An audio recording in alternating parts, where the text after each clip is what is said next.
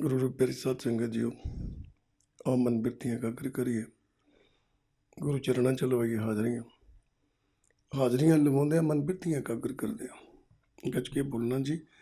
वाहिगुरु जी का खालसा, वाहिगुरु जी की फतेह।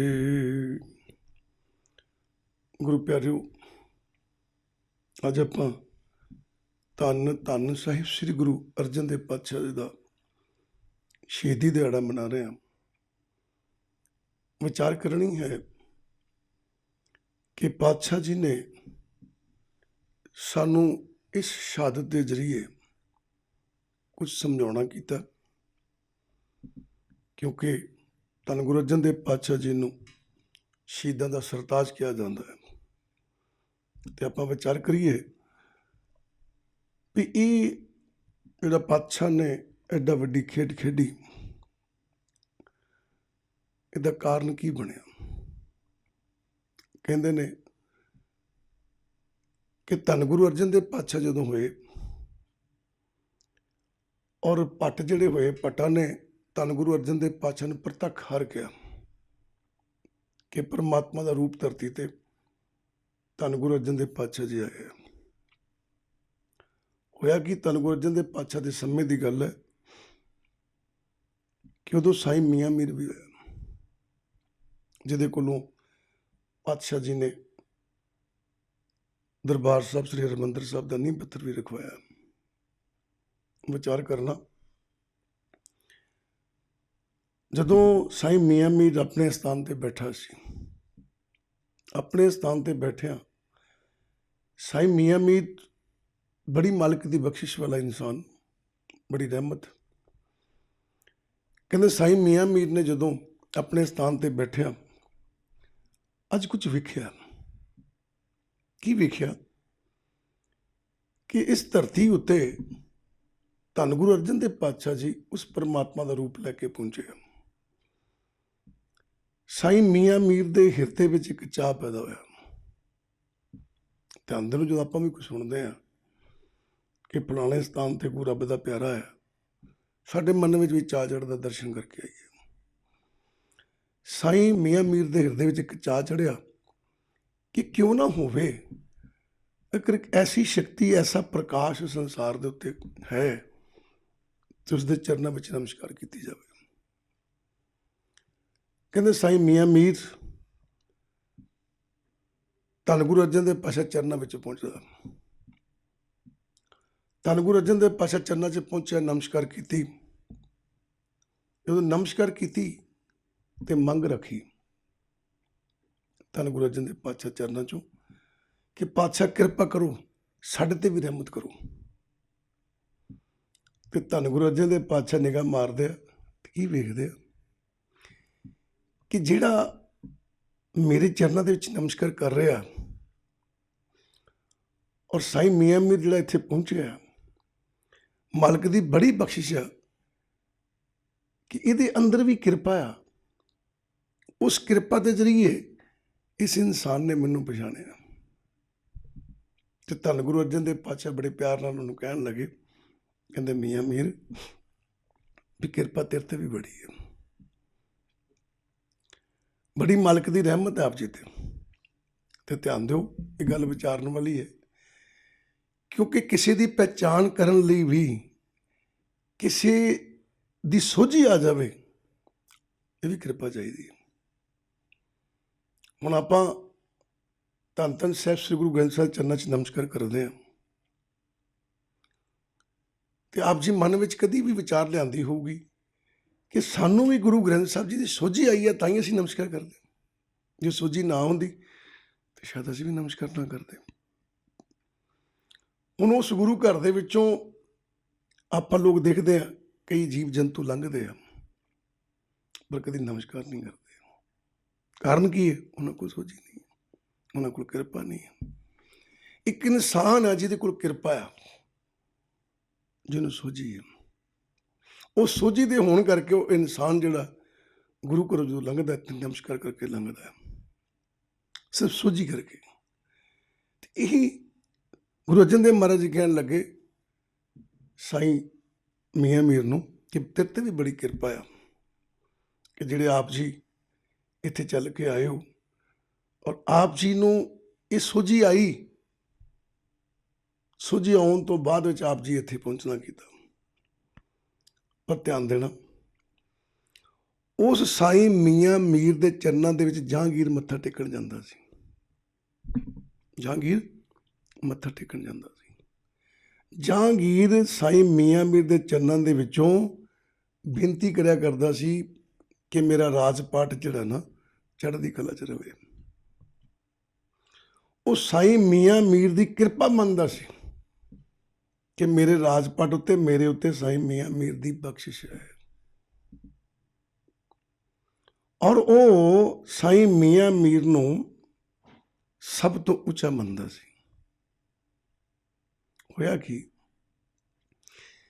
ਕਿ ਜਦੋਂ ਜਹਾਂਗੀਰ ਨੂੰ ਕਿਸੇ ਨੇ ਜਾ ਕੇ ਦੱਸਿਆ ਕਿ ਜਿਹਨੂੰ ਤੂੰ ਉੱਚਾ ਮੰਨਦਾ ਹੈ, ਜਿਹਦੇ ਚਰਨਾਂ 'ਚ ਤੂੰ ਨਮਸਕਾਰ ਕਰਨ ਜਾਂਦਾ ਹੈ, ਉਹ ਸਾਈਂ ਮੀਆਂ ਮੀਰ ਗੁਰੂ ਅਰਜਨ ਦੇਵ ਪਾਤਸ਼ਾਹ ਦੇ ਚਰਨਾਂ ਅੱਗੇ ਝੁਕ ਗਿਆ ਜਾ ਕੇ।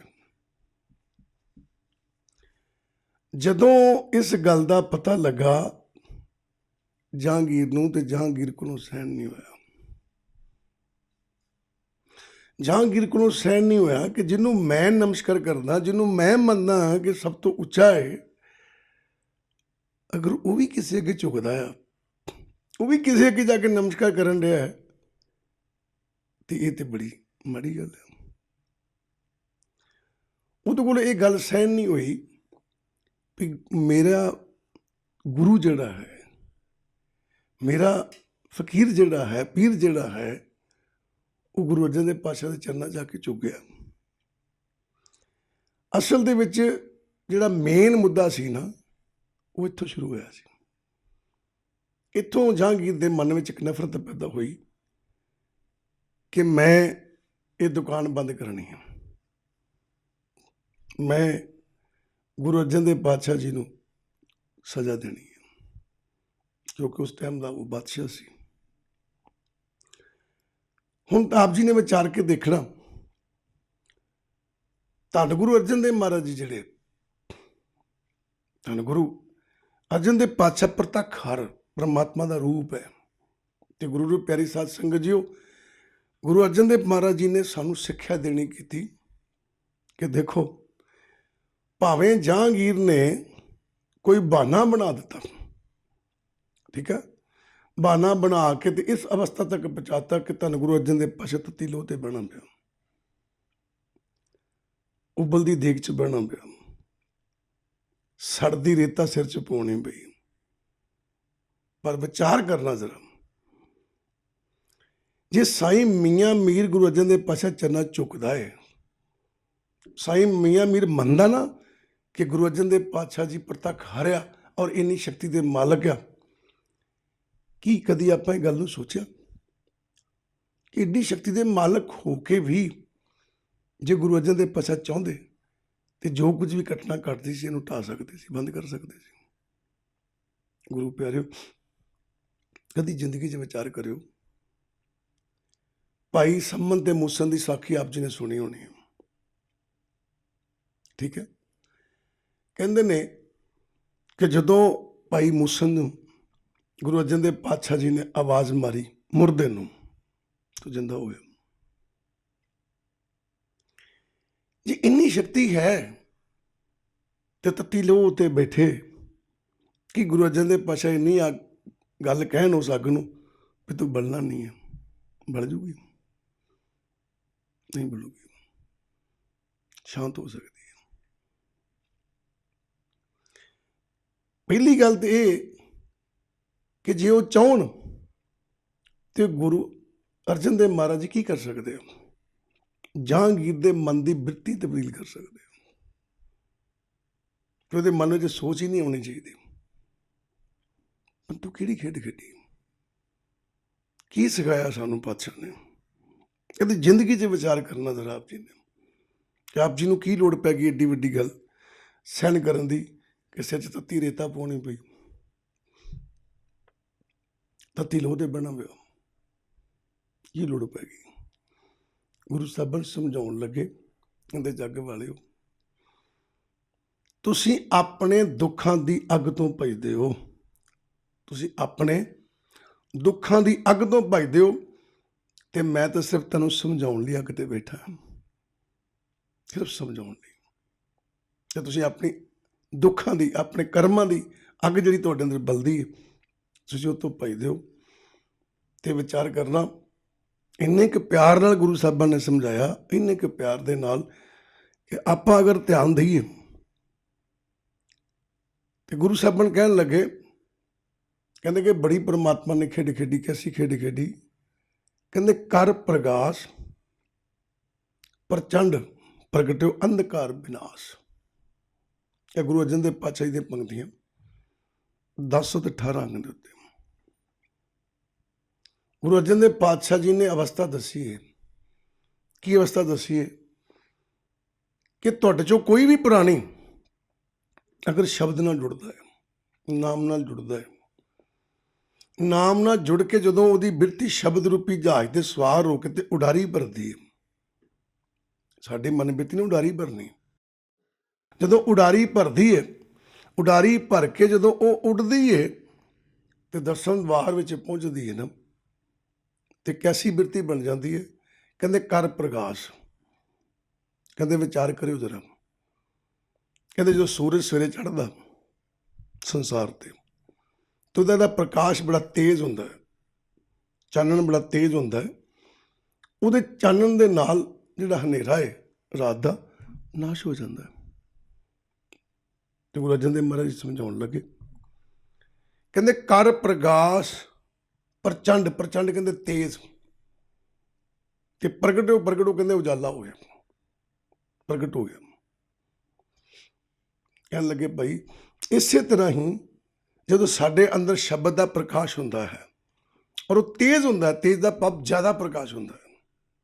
ਦੇਖੋ ਜਦੋਂ ਸਵੇਰੇ ਪ੍ਰਭਾਤ ਹੁੰਦੀ ਹੈ, ਜਦੋਂ ਸੂਰਜ ਨਿਕਲਣ ਲੱਗਦਾ ਉਦੋਂ ਗਰਮੀ ਨਹੀਂ ਹੁੰਦੀ, ਹੈ ਤਾਂ ਸੂਰਜ ਹੋਈ, ਪਰ ਥੋੜ੍ਹੀ ਜਿਹੀ ਦੇਰ ਬਾਅਦ ਜਦੋਂ ਜਿੱਦਾਂ ਉਹ ਸੂਰਜ ਉੱਪਰ ਆਈ ਜਾਂਦਾ ਗਰਮੀ ਵਧੀ ਜਾਂਦੀ ਹੈ, ਰੋਸ਼ਨੀ ਵਧੀ ਜਾਂਦੀ ਹੈ।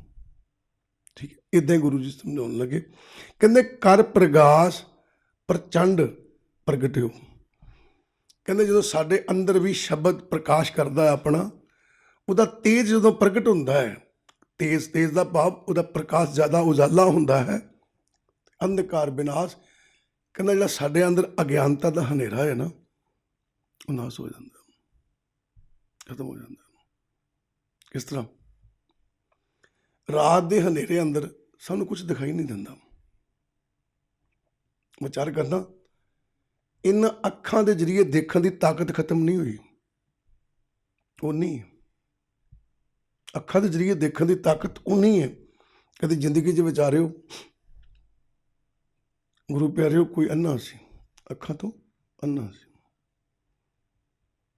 ਜਦੋਂ ਅੱਖਾਂ ਤੋਂ ਅੰਨਾ ਸੀ ਤਾਂ ਕੋਈ ਗੁਰਸਿੱਖ ਪਿਆਰੇ ਉਹਦੇ ਕੋਲ ਗਏ, ਬੈਠ ਕੇ ਗੱਲਬਾਤ ਕਰਦੇ ਰਹੇ, ਗੁਰਸਿੱਖਾਂ ਦੇ ਮੂੰਹ 'ਚੋਂ ਵਿੱਚੋਂ ਨਿਕਲ ਗਿਆ ਉਸ ਅੰਨੇ ਨੂੰ, ਕਹਿੰਦਾ ਭਾਈ ਸਾਹਿਬ, ਕਹਿੰਦਾ ਹਾਂਜੀ, ਤੁਹਾਡੀ ਤਾਂ ਜ਼ਿੰਦਗੀ 'ਚ ਹਨੇਰਾ ਹੀ ਹੈ, ਤੁਹਾਡੀ ਜ਼ਿੰਦਗੀ 'ਚ ਹਨੇਰਾ ਹੀ ਹੈ। ਤੇ ਅੱਗੋਂ ਅੰਨਾ ਪਤਾ ਕੀ ਕਹਿੰਦਾ? ਕਹਿੰਦਾ ਭਾਈ ਸਾਹਿਬ ਕੀ ਕਿਹਾ ਤੁਸੀਂ? ਦੁਬਾਰਾ ਬੋਲਿਓ। ਕਹਿੰਦਾ ਜੀ ਮੈਂ ਤਾਂ ਕਿਹਾ ਵੀ ਤੁਹਾਡੀ ਜ਼ਿੰਦਗੀ ਵਿੱਚ ਤਾਂ ਹਨੇਰਾ ਹੀ ਹੈ, ਤੁਹਾਨੂੰ ਤਾਂ ਦਿਸਦਾ ਹੀ ਕੁਛ ਨਹੀਂ ਹੈ। ਤਾਂ ਅੰਨਾ ਪਤਾ ਕੀ ਕਹਿੰਦਾ? ਕਹਿੰਦਾ ਭਾਈ ਸਾਹਿਬ ਸੱਚ ਜਾਣਿਓ ਮੇਰੇ ਦਿਲ ਦੀ ਗੱਲ, ਮੈਨੂੰ ਤਾਂ ਇਹ ਵੀ ਨਹੀਂ ਪਤਾ ਹਨੇਰਾ ਕੀ ਹੁੰਦਾ, ਮੈਨੂੰ ਤਾਂ ਇਹ ਵੀ ਨਹੀਂ ਪਤਾ। ਉਹ ਦੂਜਾ ਬੰਦਾ ਬੜਾ ਹੈਰਾਨ ਹੋਇਆ ਵੀ ਇਹ ਕਹਿੰਦਾ ਮੈਨੂੰ ਹਨੇਰੇ ਦਾ ਨਹੀਂ ਪਤਾ ਹਨੇਰਾ ਕੀ ਹੁੰਦਾ। ਉਹ ਕਹਿੰਦਾ ਭਾਈ ਸਾਹਿਬ ਤੁਸੀਂ ਕਹਿੰਦੇ ਹਨੇਰਾ ਕੀ ਹੁੰਦਾ, ਮੈਨੂੰ ਇਹ ਵੀ ਨਹੀਂ ਪਤਾ, ਤੁਹਾਡੇ ਤਾਂ ਅੱਖਾਂ ਹੀ ਨਹੀਂ ਹੈਗੀਆਂ। ਹੁਣ ਅੰਨਾ ਜਵਾਬ ਦਿੰਦਾ ਹੈ, ਕਹਿੰਦਾ ਭਾਈ ਸਾਹਿਬ ਜੇ ਚਾਨਣ ਨੂੰ ਵੇਖਣ ਨੂੰ ਅੱਖਾਂ ਚਾਹੀਦੀਆਂ ਤੇ ਹਨੇਰੇ ਨੂੰ ਵੇਖਣ ਨੂੰ ਵੀ ਅੱਖਾਂ ਚਾਹੀਦੀਆਂ। ਬਿਨਾਂ ਅੱਖਾਂ ਤੋਂ ਹਨੇਰੇ ਦਾ ਵੀ ਪਤਾ ਨਹੀਂ ਲੱਗਦਾ ਵੀ ਹਨੇਰਾ ਕੀ ਹੁੰਦਾ ਹੈ। ਧਿਆਨ ਦਿਓ, ਤੁਹਾਡੇ ਅੰਦਰ ਅਗਿਆਨਤਾ ਹੈ, ਤੁਹਾਡੇ ਅੰਦਰ ਅਗਿਆਨ ਆ, ਇਹ ਵੇਖਣ ਲਈ ਵੀ ਗਿਆਨ ਦੀਆਂ ਅੱਖਾਂ ਚਾਹੀਦੀਆਂ। ਤੁਹਾਡੇ ਅੰਦਰ ਹਨੇਰਾ ਹੈ, ਤੁਹਾਡੇ ਅੰਦਰ ਅਗਿਆਨਤਾ ਹੈ, ਤੁਹਾਡੇ ਅੰਦਰ ਮੂਰਖਤਾ ਹੀ ਹੈ, ਇਹ ਪਤਾ ਹੋਣ ਲਈ ਵੀ ਗੁਰੂ ਦੇ ਸ਼ਬਦ ਦੇ, ਗੁਰੂ ਦੇ ਗਿਆਨ ਦੀਆਂ ਅੱਖਾਂ ਚਾਹੀਦੀਆਂ। ਅੰਦਰਲੇ ਹਨੇਰੇ ਦਾ ਵੀ ਬਿਨਾਂ ਅੱਖਾਂ ਤੋਂ ਪਤਾ ਨਹੀਂ ਲੱਗਦਾ, ਅੰਦਰ ਦੀ ਅਗਿਆਨਤਾ ਦੀ ਬਿਨਾਂ ਗੁਰੂ ਦੇ ਸ਼ਬਦ ਤੋਂ, ਬਿਨਾਂ ਗੁਰੂ ਦੇ ਗਿਆਨ ਤੋਂ ਪਤਾ ਨਹੀਂ ਲੱਗਦਾ। ਹੁਣ ਧਿਆਨ ਦਿਓ, ਇਹ ਤੁਹਾਡੀਆਂ ਅੱਖਾਂ ਨੇ, ਬਰਕਰਾਰ ਹੈਗੀਆਂ, ਦੇਖਣ ਜੋਗੀ, ਪਰ ਰਾਤ ਪੈ ਗਈ, ਹਨੇਰਾ ਹੋ ਗਿਆ, ਅੱਖਾਂ ਦੀ ਤਾਕਤ ਨਹੀਂ ਘਟੀ, ਉਨੀ ਵੇਖਣ ਜੋਗੇ ਤੁਸੀਂ ਹਨੇਰੇ ਨੂੰ, ਪਰ ਹਨੇਰੇ ਦੀ ਤਾਕਤ ਵੱਧ ਗਈ ਹੈ ਕਿ ਅੱਖਾਂ ਵੇਖਦੀਆਂ ਵੀ ਉਸ ਹਨੇਰੇ ਵਿੱਚੋਂ ਗਾਂ ਵੇਖਣ ਜੋਗੀਆਂ ਨਹੀਂ ਹੈ। ਤਾਕਤ ਵੱਧ ਗਈ ਹੈ ਕਿਹਦੀ? ਹਨੇਰੇ ਦੀ। ਤੁਹਾਡੀਆਂ ਅੱਖਾਂ ਹੁੰਦਿਆਂ ਸੁਣਦਿਆਂ ਵੀ ਤੁਹਾਨੂੰ ਕੁਝ ਨਹੀਂ ਪਤਾ ਲੱਗਣ ਡਿਆ, ਕਿਉਂਕਿ ਅੱਗੇ ਹਨੇਰਾ ਹੈ। ਤੇ ਗੁਰੂ ਸਾਹਿਬਾਨ ਕਹਿੰਦੇ ਤੁਹਾਡੇ ਅੰਦਰ ਪ੍ਰਕਾਸ਼ ਹੈ, ਤੁਹਾਡੇ ਅੰਦਰ ਪ੍ਰਕਾਸ਼ ਹੈ, ਐਡੀ ਕੋਈ ਗੱਲ ਨਹੀਂ, ਪਰ ਤੁਹਾਡੇ ਕੀਤੇ ਕਰਮਾਂ ਦੀ ਅਗਿਆਨਤਾ ਦਾ ਹਨੇਰਾ ਹੀ ਇੰਨਾ ਕਿ ਤੁਹਾਡੇ ਅੰਦਰਲੀ ਅੱਖ ਦੇ ਅੱਗੇ ਉਹ ਹਨੇਰਾ ਹੈ, ਉਹ ਤੁਹਾਨੂੰ ਉਸ ਪ੍ਰਕਾਸ਼ ਨੂੰ ਵੇਖਣ ਤੱਕ ਪਹੁੰਚ ਨਹੀਂ ਕਰਨ ਦਿੰਦਾ। ਤੁਹਾਡੇ ਜਿਹੜੇ ਜਨਮਾਂ ਦੀ ਮਾਲਿਆ ਨਾ, ਉਹ ਹਨੇਰੇ ਦੀ ਨਹੀਂ, ਤੁਹਾਡੇ ਅੰਦਰ ਦੀ ਅੱਖ ਖੁੱਲ੍ਹੀ ਹੈ, ਤੁਹਾਡੇ ਅੰਦਰ ਦੀ ਅੱਖ ਕਿਤੇ ਗਈ ਨਹੀਂ ਹੈ। ਸਿਰਫ ਫਰਕ ਇੰਨਾ ਹੈ ਕਿ ਉਸ ਹਨੇਰੇ ਅੰਦਰ ਤਾਕਤ ਆ ਕਿ ਤੁਹਾਡੀ ਅੱਖ ਨੂੰ ਵੇਖਣ ਨਹੀਂ ਦਿੰਦੀ, ਤੁਹਾਡੇ ਮਨ 'ਤੇ ਚੜੀ ਮੈਲ ਕੋਈ ਇੰਨੀ ਤਾਕਤ ਹੈ ਕਿ ਤੁਹਾਡੇ ਅੰਦਰ ਵਸਦੇ ਪ੍ਰਕਾਸ਼ ਨੂੰ, ਪਰਮਾਤਮਾ ਨੂੰ ਵੇਖਣ ਨਹੀਂ ਦਿੰਦੀ। ਕਹਿੰਦੇ ਕਰ ਪ੍ਰਕਾਸ਼ ਪ੍ਰਚੰਡ ਪ੍ਰਗਟਿਓ। ਗੁਰੂ ਅਰਜਨ ਦੇਵ ਮਹਾਰਾਜ ਕਹਿਣ ਲੱਗੇ, ਕਹਿੰਦੇ ਜਦੋਂ ਨਾਮ ਸਿਮਰਨ ਕਰਦਿਆਂ ਉਸ ਪਰਮਾਤਮਾ ਦਾ ਪ੍ਰਕਾਸ਼ ਜਦੋਂ ਅੰਦਰ ਤੇਜ਼ ਹੁੰਦਾ ਹੈ ਤੇ ਅੰਧਕਾਰ ਵਿਨਾਸ਼, ਕਹਿੰਦੇ ਅੰਦਰੋਂ ਅਗਿਆਨਤਾ ਦਾ ਹਨੇਰਾ ਨਾਸ਼ ਹੋ ਜਾਂਦਾ ਹੈ ਤੇ ਦਿਖਾਈ ਦਿੰਦਾ ਹੈ ਕੁਛ। ਕਹਿੰਦੇ ਕੀ ਦਿਖਾਈ ਦਿੰਦਾ ਹੈ? ਕਹਿੰਦੇ ਮਾਰਿਓ ਝਾਤੀ। ਆਪਣੀ ਬਿਰਤੀ ਦੱਸਣ ਲੱਗੇ ਕਿ ਜਹਾਂਗੀਰ ਦੀ ਬਲਦੀ ਹੋਈ ਅੱਗ ਨੂੰ ਮੈਂ ਠੰਡਾ ਕਿਉਂ ਨਹੀਂ ਕੀਤਾ, ਜਹਾਂਗੀਰ ਦੇ ਜਿਹੜੀ ਰੇਤਾ ਸੀ ਗਰਮ ਮੇਰੇ ਸਿਰ 'ਚ ਪਾਉਂਦਾ, ਮੈਂ ਠੰਡੀ ਕਿਉਂ ਨਹੀਂ ਕੀਤਾ। ਦੱਸਣ ਲੱਗੇ, ਕਹਿੰਦੇ ਮਾਰਿਓ ਝਾਤੀ। ਪੁੱਛਿਆ ਕੀ? ਕਹਿਣ ਲੱਗੇ ਜਹਾਂਗੀਰ ਦੇ ਅੰਦਰ ਅੱਗ ਬਲਦੀ ਸੀ, ਅੰਦਰ ਕਾਹਦੀ? ਮੈਨੂੰ ਮਾਰਨ ਦੀ, ਮੈਨੂੰ ਸਜ਼ਾ ਦੇਣ ਦੀ। ਕਹਿੰਦੇ ਹਾਂਜੀ। ਤੇ ਗੁਰੂ ਅਰਜਨ ਦੇਵ ਮਹਾਰਾਜ ਜੀ ਕਹਿੰਦੇ ਭਾਈ ਤੱਤੀ ਲੋਹ ਤੇ ਬੈਠੇ ਆ, ਮੇਰਾ ਕੰਮ ਕੀ ਹੈ? ਤਪਦੇ ਹਿਰਦਿਆਂ ਨੂੰ ਠਾਰਨਾ। ਕਹਿੰਦੇ ਮੈਂ ਤੱਤੀ ਲੋਹ ਤੇ ਬੈਠਾ ਵੀ ਜਹਾਂਗੀਰ ਦੇ ਅੰਦਰ ਦੀ ਬਲਦੀ ਅੱਗ ਨੂੰ ਠੰਡਾ ਕਰਦਾ ਸੀ, ਠੰਡਾ ਕਰਦਾ ਸੀ। ਅੱਛਾ ਕਿਵੇਂ? ਕਹਿੰਦੇ ਮਾਰਿਓ ਝਾਤੀ। ਕਹਿਣ ਲੱਗੇ ਪਿੱਤਰ ਅਪਿੱਤਰੇ ਕਿਰਨ ਲੱਗੇ, ਮਨ ਨਾ ਪਿਓ ਵਿਖਾਦ। ਕਹਿੰਦੇ ਸੂਰਜ ਜਦੋਂ ਚੜ੍ਹਦਾ ਹੈ, ਸੂਰਜ ਜਦੋਂ ਚੜ੍ਹਦਾ ਹੈ ਉਹਦਾ ਪ੍ਰਕਾਸ਼ ਹੁੰਦਾ ਹੈ। ਕਹਿੰਦੇ ਮਾਰਿਓ ਝਾਤੀ ਜਰਾ। ਪਵਿੱਤਰ ਅਪਵਿੱਤਰੇ ਕਿਰਨ ਲੱਗੇ। ਪਵਿੱਤਰ ਦਾ ਭਾਵ ਚੰਗਾ ਅਸਥਾਨ, ਚੰਗੀ ਜਗ੍ਹਾ, ਪਵਿੱਤਰ ਜਗ੍ਹਾ। ਅਪਵਿੱਤਰੇ ਮਾੜੀ ਥਾਂ। ਹੁਣ ਦੇਖਿਆ ਜਾਵੇ ਤੁਹਾਡੇ ਸਾਡੇ ਲਈ ਤਾਂ ਮਾੜੀ ਚੰਗੀ ਥਾਂ ਹੈਗੀ ਹੈ, ਰੱਬ ਲਈ ਤਾਂ ਕੋਈ ਵੀ ਨਹੀਂ। ਤੁਹਾਡੇ ਸਾਡੇ ਲਈ ਚੰਗੀਆਂ ਥਾਵਾਂ ਮਾੜੀ ਥਾਵਾਂ ਹੈਗੀਆਂ, ਕੋਈ ਬੰਦਾ ਮਾੜਾ ਕੋਈ ਚੰਗਾ ਹੈਗਾ, ਪਰ ਰੱਬ ਲਈ ਤਾਂ ਕੋਈ ਚੰਗਾ ਮਾੜਾ ਨਹੀਂ ਨਾ ਹੈਗਾ। ਆਪਾਂ ਚੰਗੀ ਥਾਂ ਕਹਿ ਦਿਆਂਗੇ, ਕਿਸੇ ਪਵਿੱਤਰ ਸਥਾਨ ਨੂੰ ਕਹਿ ਦਿਆਂਗੇ, ਮਾੜੀ ਥਾਂ ਕਹਿ ਦਿਆਂਗੇ ਰੂੜੀਏ। ਪਰ ਗੁਰੂ ਸਾਹਿਬਾਨ ਕੀ ਕਹਿੰਦੇ ਪਵਿੱਤਰ ਅਪਵਿੱਤਰ ਕਿਰਨ ਲੱਗੇ। ਕਹਿੰਦੇ ਭਾਵੇਂ ਕੋਈ ਚੰਗੀ ਥਾਂ ਹੋਵੇ ਤੇ ਭਾਵੇਂ ਕੋਈ ਮਾੜੀ ਥਾਂ ਹੋਵੇ, ਸੂਰਜ ਦੀਆਂ ਕਿਰਨਾਂ ਆਪਣਾ ਪ੍ਰਕਾਸ਼ ਬਰਾਬਰ ਦਾ ਹੀ ਪਾਉਂਦੀਆਂ ਨੇ। ਕਦੀ ਹੋਇਆ ਕਿ ਤੁਸੀਂ ਕਹੋ ਵੀ ਚੰਗੀ ਥਾਂ 'ਤੇ ਕਿਰਨਾਂ ਰੋਸ਼ਨੀ ਜ਼ਿਆਦਾ ਪਾਉਂਦੀਆਂ ਨੇ ਅਤੇ ਮਾੜੀ ਥਾਂ 'ਤੇ ਕਿਰਨਾਂ ਦੀ ਰੋਸ਼ਨੀ ਘੱਟ ਆ? ਕਦੀ ਹੋਇਆ? ਕਹਿੰਦੇ ਪਵਿੱਤਰ ਅਪਵਿੱਤਰ ਕਿਰਨ ਲੱਗੇ। ਕਹਿੰਦੇ ਉਹਦੀ ਕਿਰਨਾਂ ਨੇ ਉਹ ਬਰਾਬਰ ਲੱਗਦੀਆਂ ਨੇ, ਬਰਾਬਰ ਰੋਸ਼ਨੀ ਪਾਉਂਦੀਆਂ ਨੇ। ਕਹਿੰਦੇ ਗੁਰੂ ਰੂਪ ਪਿਆਰੀ ਸਾਧ ਸੰਗਤ ਜੀ ਮਾਰਿਓ ਝਾਤੀ। ਜੇ ਸੂਰਜ ਦੀਆਂ ਕਿਰਨਾਂ ਰੋਸ਼ਨੀ ਬਰਾਬਰ ਦੀਆਂ ਪਾਉਂਦੀਆਂ ਨੇ ਚੰਗੀ ਜਾਂ ਮਾੜੀ ਥਾਂ 'ਤੇ ਕਹਿੰਦੇ ਇੱਕ ਪਾਸੇ ਕਹਿੰਦੇ ਹੋ ਮੈਨੂੰ ਹਰ ਵੀ ਪਰਮਾਤਮਾ ਆ, ਅਤੇ ਕਹਿੰਦੇ ਫਿਰ ਮੇਰਾ ਪ੍ਰਕਾਸ਼ ਇਹ ਵਿਤਕਰਾ ਕਰ ਸਕਦਾ ਸੀ ਕਿ ਜਹਾਂਗੀਰ ਮਾੜਾ ਹੋ ਗਿਆ ਅਤੇ ਬਾਕੀ ਲੋਕ ਚੰਗੇ ਹੋ ਗਏ। ਕਹਿੰਦੇ ਫਿਰ ਮੇਰੇ ਅੰਦਰ ਦੀ ਬਿਰਤੀ, ਮੇਰੇ ਅੰਦਰ ਦਾ ਪ੍ਰਕਾਸ਼ ਭਾਵੇਂ ਜਹਾਂਗੀਰ ਆ ਅਤੇ ਭਾਵੇਂ ਕੋਈ ਹੋਰ ਆ, ਸਭ ਦੇ ਪ੍ਰਕਾਸ਼ ਬਰਾਬਰ ਦਾ ਪਾਉਂਦਾ ਹੈ। ਇਹਦਾ ਮਤਲਬ ਮੇਰੀ ਸੋਚ ਦੇ ਅੰਦਰ ਗੁਰੂ ਅਰਜਨ ਦੇਵ ਮਹਾਰਾਜ ਕਹਿਣ ਲੱਗੇ ਇੱਕ ਜਹਾਂਗੀਰ ਔਰ ਇੱਕ ਚੰਗੀ ਸੋਚ ਦਾ ਬੰਦਾ ਮੇਰੇ ਲਈ ਸਾਰੇ ਇੱਕੋ ਜਿਹੇ ਨੇ, ਮੇਰੇ ਲਈ ਉੱਚਾ ਨੀਵਾਂ ਕੋਈ ਨਹੀਂ। ਕਿਉਂ? ਧੰਨ ਗੁਰੂ ਅਮਰਦਾਸ ਮਹਾਰਾਜ ਜੀ ਵੀ ਜਵਾਬ ਦਿੰਦੇ ਆ। ਉਹਦੇ ਬੁਰਾ ਭਲਾ ਕਹੋ ਕਿਸ ਨੂੰ ਕੀ ਹੈ, ਸਗਲੇ ਜੀਤ ਮਾਰੇ ਦੇ ਪ੍ਰਮਾਤਮਾ। ਅਸੀਂ ਬੁਰਾ ਭਲਾ ਕਹੀਏ ਕਿਹਨੂੰ, ਸਾਰੇ ਤੇ ਜੀਤੇ ਰਹੇ। ਲਓ ਸਾਹਿਬ ਵੀ ਗੁਰੂ ਅਰਜਨ ਦੇਵ ਪਾਤਸ਼ਾਹ ਏਡੀ ਉੱਚੀ ਬਿਰਤੀ ਦੇ ਮਾਲਕ ਨੇ, ਉਹ ਜਹਾਂਗੀਰ ਨੂੰ ਮਾੜਾ ਕਹਿ ਸਕਦੇ? ਅਸੀਂ ਤੁਸੀਂ ਜ਼ਰੂਰ ਕਹਿੰਦੇ ਆ ਕਿ ਜਹਾਂਗੀਰ ਪਾਪੀ ਸੀਗਾ, ਪਰ ਗੁਰੂ ਅਰਜਨ ਦੇਵ ਪਾਤਸ਼ਾਹ ਦੇ ਮੂੰਹ ਚੋਂ ਨਹੀਂ ਨਿਕਲਿਆ। ਉਹ ਬੜੇ ਪਿਆਰ ਨਾਲ ਕਹਿੰਦੇ ਆ, ਕੀ ਕਹਿੰਦੇ ਆ? ਕਹਿੰਦੇ ਪੁੱਤਰ ਅਪਵਿੱਤਰ ਕਿਰਨ ਲੱਗ ਗਿਆ, ਮਨ ਨਾ ਭਇਓ ਵਿਖਾਦ। ਕਹਿੰਦੇ ਜਿਵੇਂ ਸੂਰਜ ਦੇ ਅੰਦਰ ਇਹ ਦੁਬਦਾ ਨਹੀਂ ਖੜੀ ਹੁੰਦੀ, ਸੂਰਜ ਦੇ ਅੰਦਰ ਇਹ ਚੀਜ਼ ਪੈਦਾ ਨਹੀਂ ਹੁੰਦੀ ਕਿ ਜਦੋਂ ਮੈਂ ਸੂਰਜ ਦੀਆਂ ਕਿਰਨਾਂ ਮੈਂ ਪਾਉਣੀਆਂ ਨੇ ਤੇ ਮੈਂ ਚੰਗੀ ਥਾਂ ਤੇ ਕਿਰਨਾਂ ਕਿੱਦਾਂ ਦੀਆਂ ਪਾਉਣੀਆਂ ਤੇ ਮਾੜੀ ਥਾਂ ਤੇ ਕਿਰਨਾਂ ਕਿੱਦਾਂ ਦੀਆਂ ਪਾਉਣੀਆਂ, ਚੰਗੀ ਥਾਂ ਤੇ ਚਾਨਣ ਕਿੱਦਾਂ ਦਾ ਕਰਨਾ, ਮਾੜੀ ਥਾਂ ਤੇ ਕਿੱਦਾਂ ਦਾ ਕਰਨਾ, ਕਦੀ ਸੂਰਜ ਨਹੀਂ ਸੋਚਦਾ। ਕਹਿੰਦੇ ਇਸੇ ਤਰ੍ਹਾਂ ਮੇਰੇ ਮਨ ਵਿੱਚ ਵੀ ਇਹ ਚੀਜ਼ ਨਹੀਂ ਆਈ, ਮਨ ਨਾ ਭਇਓ ਵਿਖਾਦ, ਵਿਖਾਦ ਦਾ ਪਿਆ ਬਖੇੜਾ। ਕਹਿੰਦੇ ਮੇਰੇ ਮਨ ਵਿੱਚ ਵੀ ਇਹ ਦੁਬਦਾ, ਇਹ ਬਖੇੜਾ ਪੈਦਾ ਨਹੀਂ ਹੋ ਸਕਦਾ ਕਿ ਜਹਾਂਗੀਰ ਨੂੰ ਤੇ ਇੱਕ ਚੰਗੇ ਇਨਸਾਨ ਨੂੰ ਮੈਂ ਕਿਵੇਂ ਲੈਣਾ। ਕਹਿੰਦੇ ਮੇਰੇ ਅੰਦਰ ਬਖੇੜਾ ਨਹੀਂ ਆ ਸਕਦਾ, ਮੇਰੇ ਲਈ ਇੱਕੋ ਜਿਹੇ ਨੇ। ਅਸੀਂ ਵਿਚਾਰ ਨਹੀਂ ਕੀਤੀ ਇਸ ਗੱਲ ਦੀ। ਉਹਦਾ ਕਾਰਨ ਪਤਾ ਕੀ ਹੈ? ਕਿ ਸਾਡੀ ਮਨ ਬਿਰਤੀ ਇੰਨੀ ਉੱਚੀ ਨਹੀਂ ਹੋਈ। ਗੁਰੂ ਸਾਹਿਬਾਨ ਕਹਿਣ ਲੱਗੇ ਵੀ ਤੂੰ ਨਾਮ ਸਿਮਰਨ ਕਰ ਤੇ ਉਡਾਰੀ ਭਰ। ਜਦੋਂ ਤੂੰ ਪ੍ਰਕਾਸ਼ ਵਿੱਚ ਪਹੁੰਚੇਗਾ, ਜਦੋਂ ਤੂੰ ਦਸਮ ਦੁਆਰ ਵਿੱਚ ਪਹੁੰਚੇਗਾ, ਜਦੋਂ ਤੇਰੇ ਅੰਦਰ ਪ੍ਰਕਾਸ਼ ਪੈਦਾ ਹੋਊਗਾ, ਤੇ ਗੁਰੂ ਸਾਹਿਬਾਨ ਕਹਿੰਦੇ ਝਾਤੀ ਮਾਰ ਕੇ ਦੇਖੀ, ਫਿਰ ਉਸ ਵੇਲੇ ਤੈਨੂੰ ਪਤਾ ਲੱਗੂ। ਕੀ ਪਤਾ ਲੱਗੂ? ਕਿ ਤੈਨੂੰ ਸਾਰੀ ਦੁਨੀਆ ਇੱਕ ਜਿਹੀ ਨਜ਼ਰ ਆਊਗੀ, ਇੱਕ ਜੀ। ਉਹ ਨਜ਼ਰ ਨਹੀਂ। ਹੁਣ ਧਿਆਨ ਦੇਣਾ, ਭਗਤ ਨਾਮਦੇਵ ਜੀ ਹੋਏ।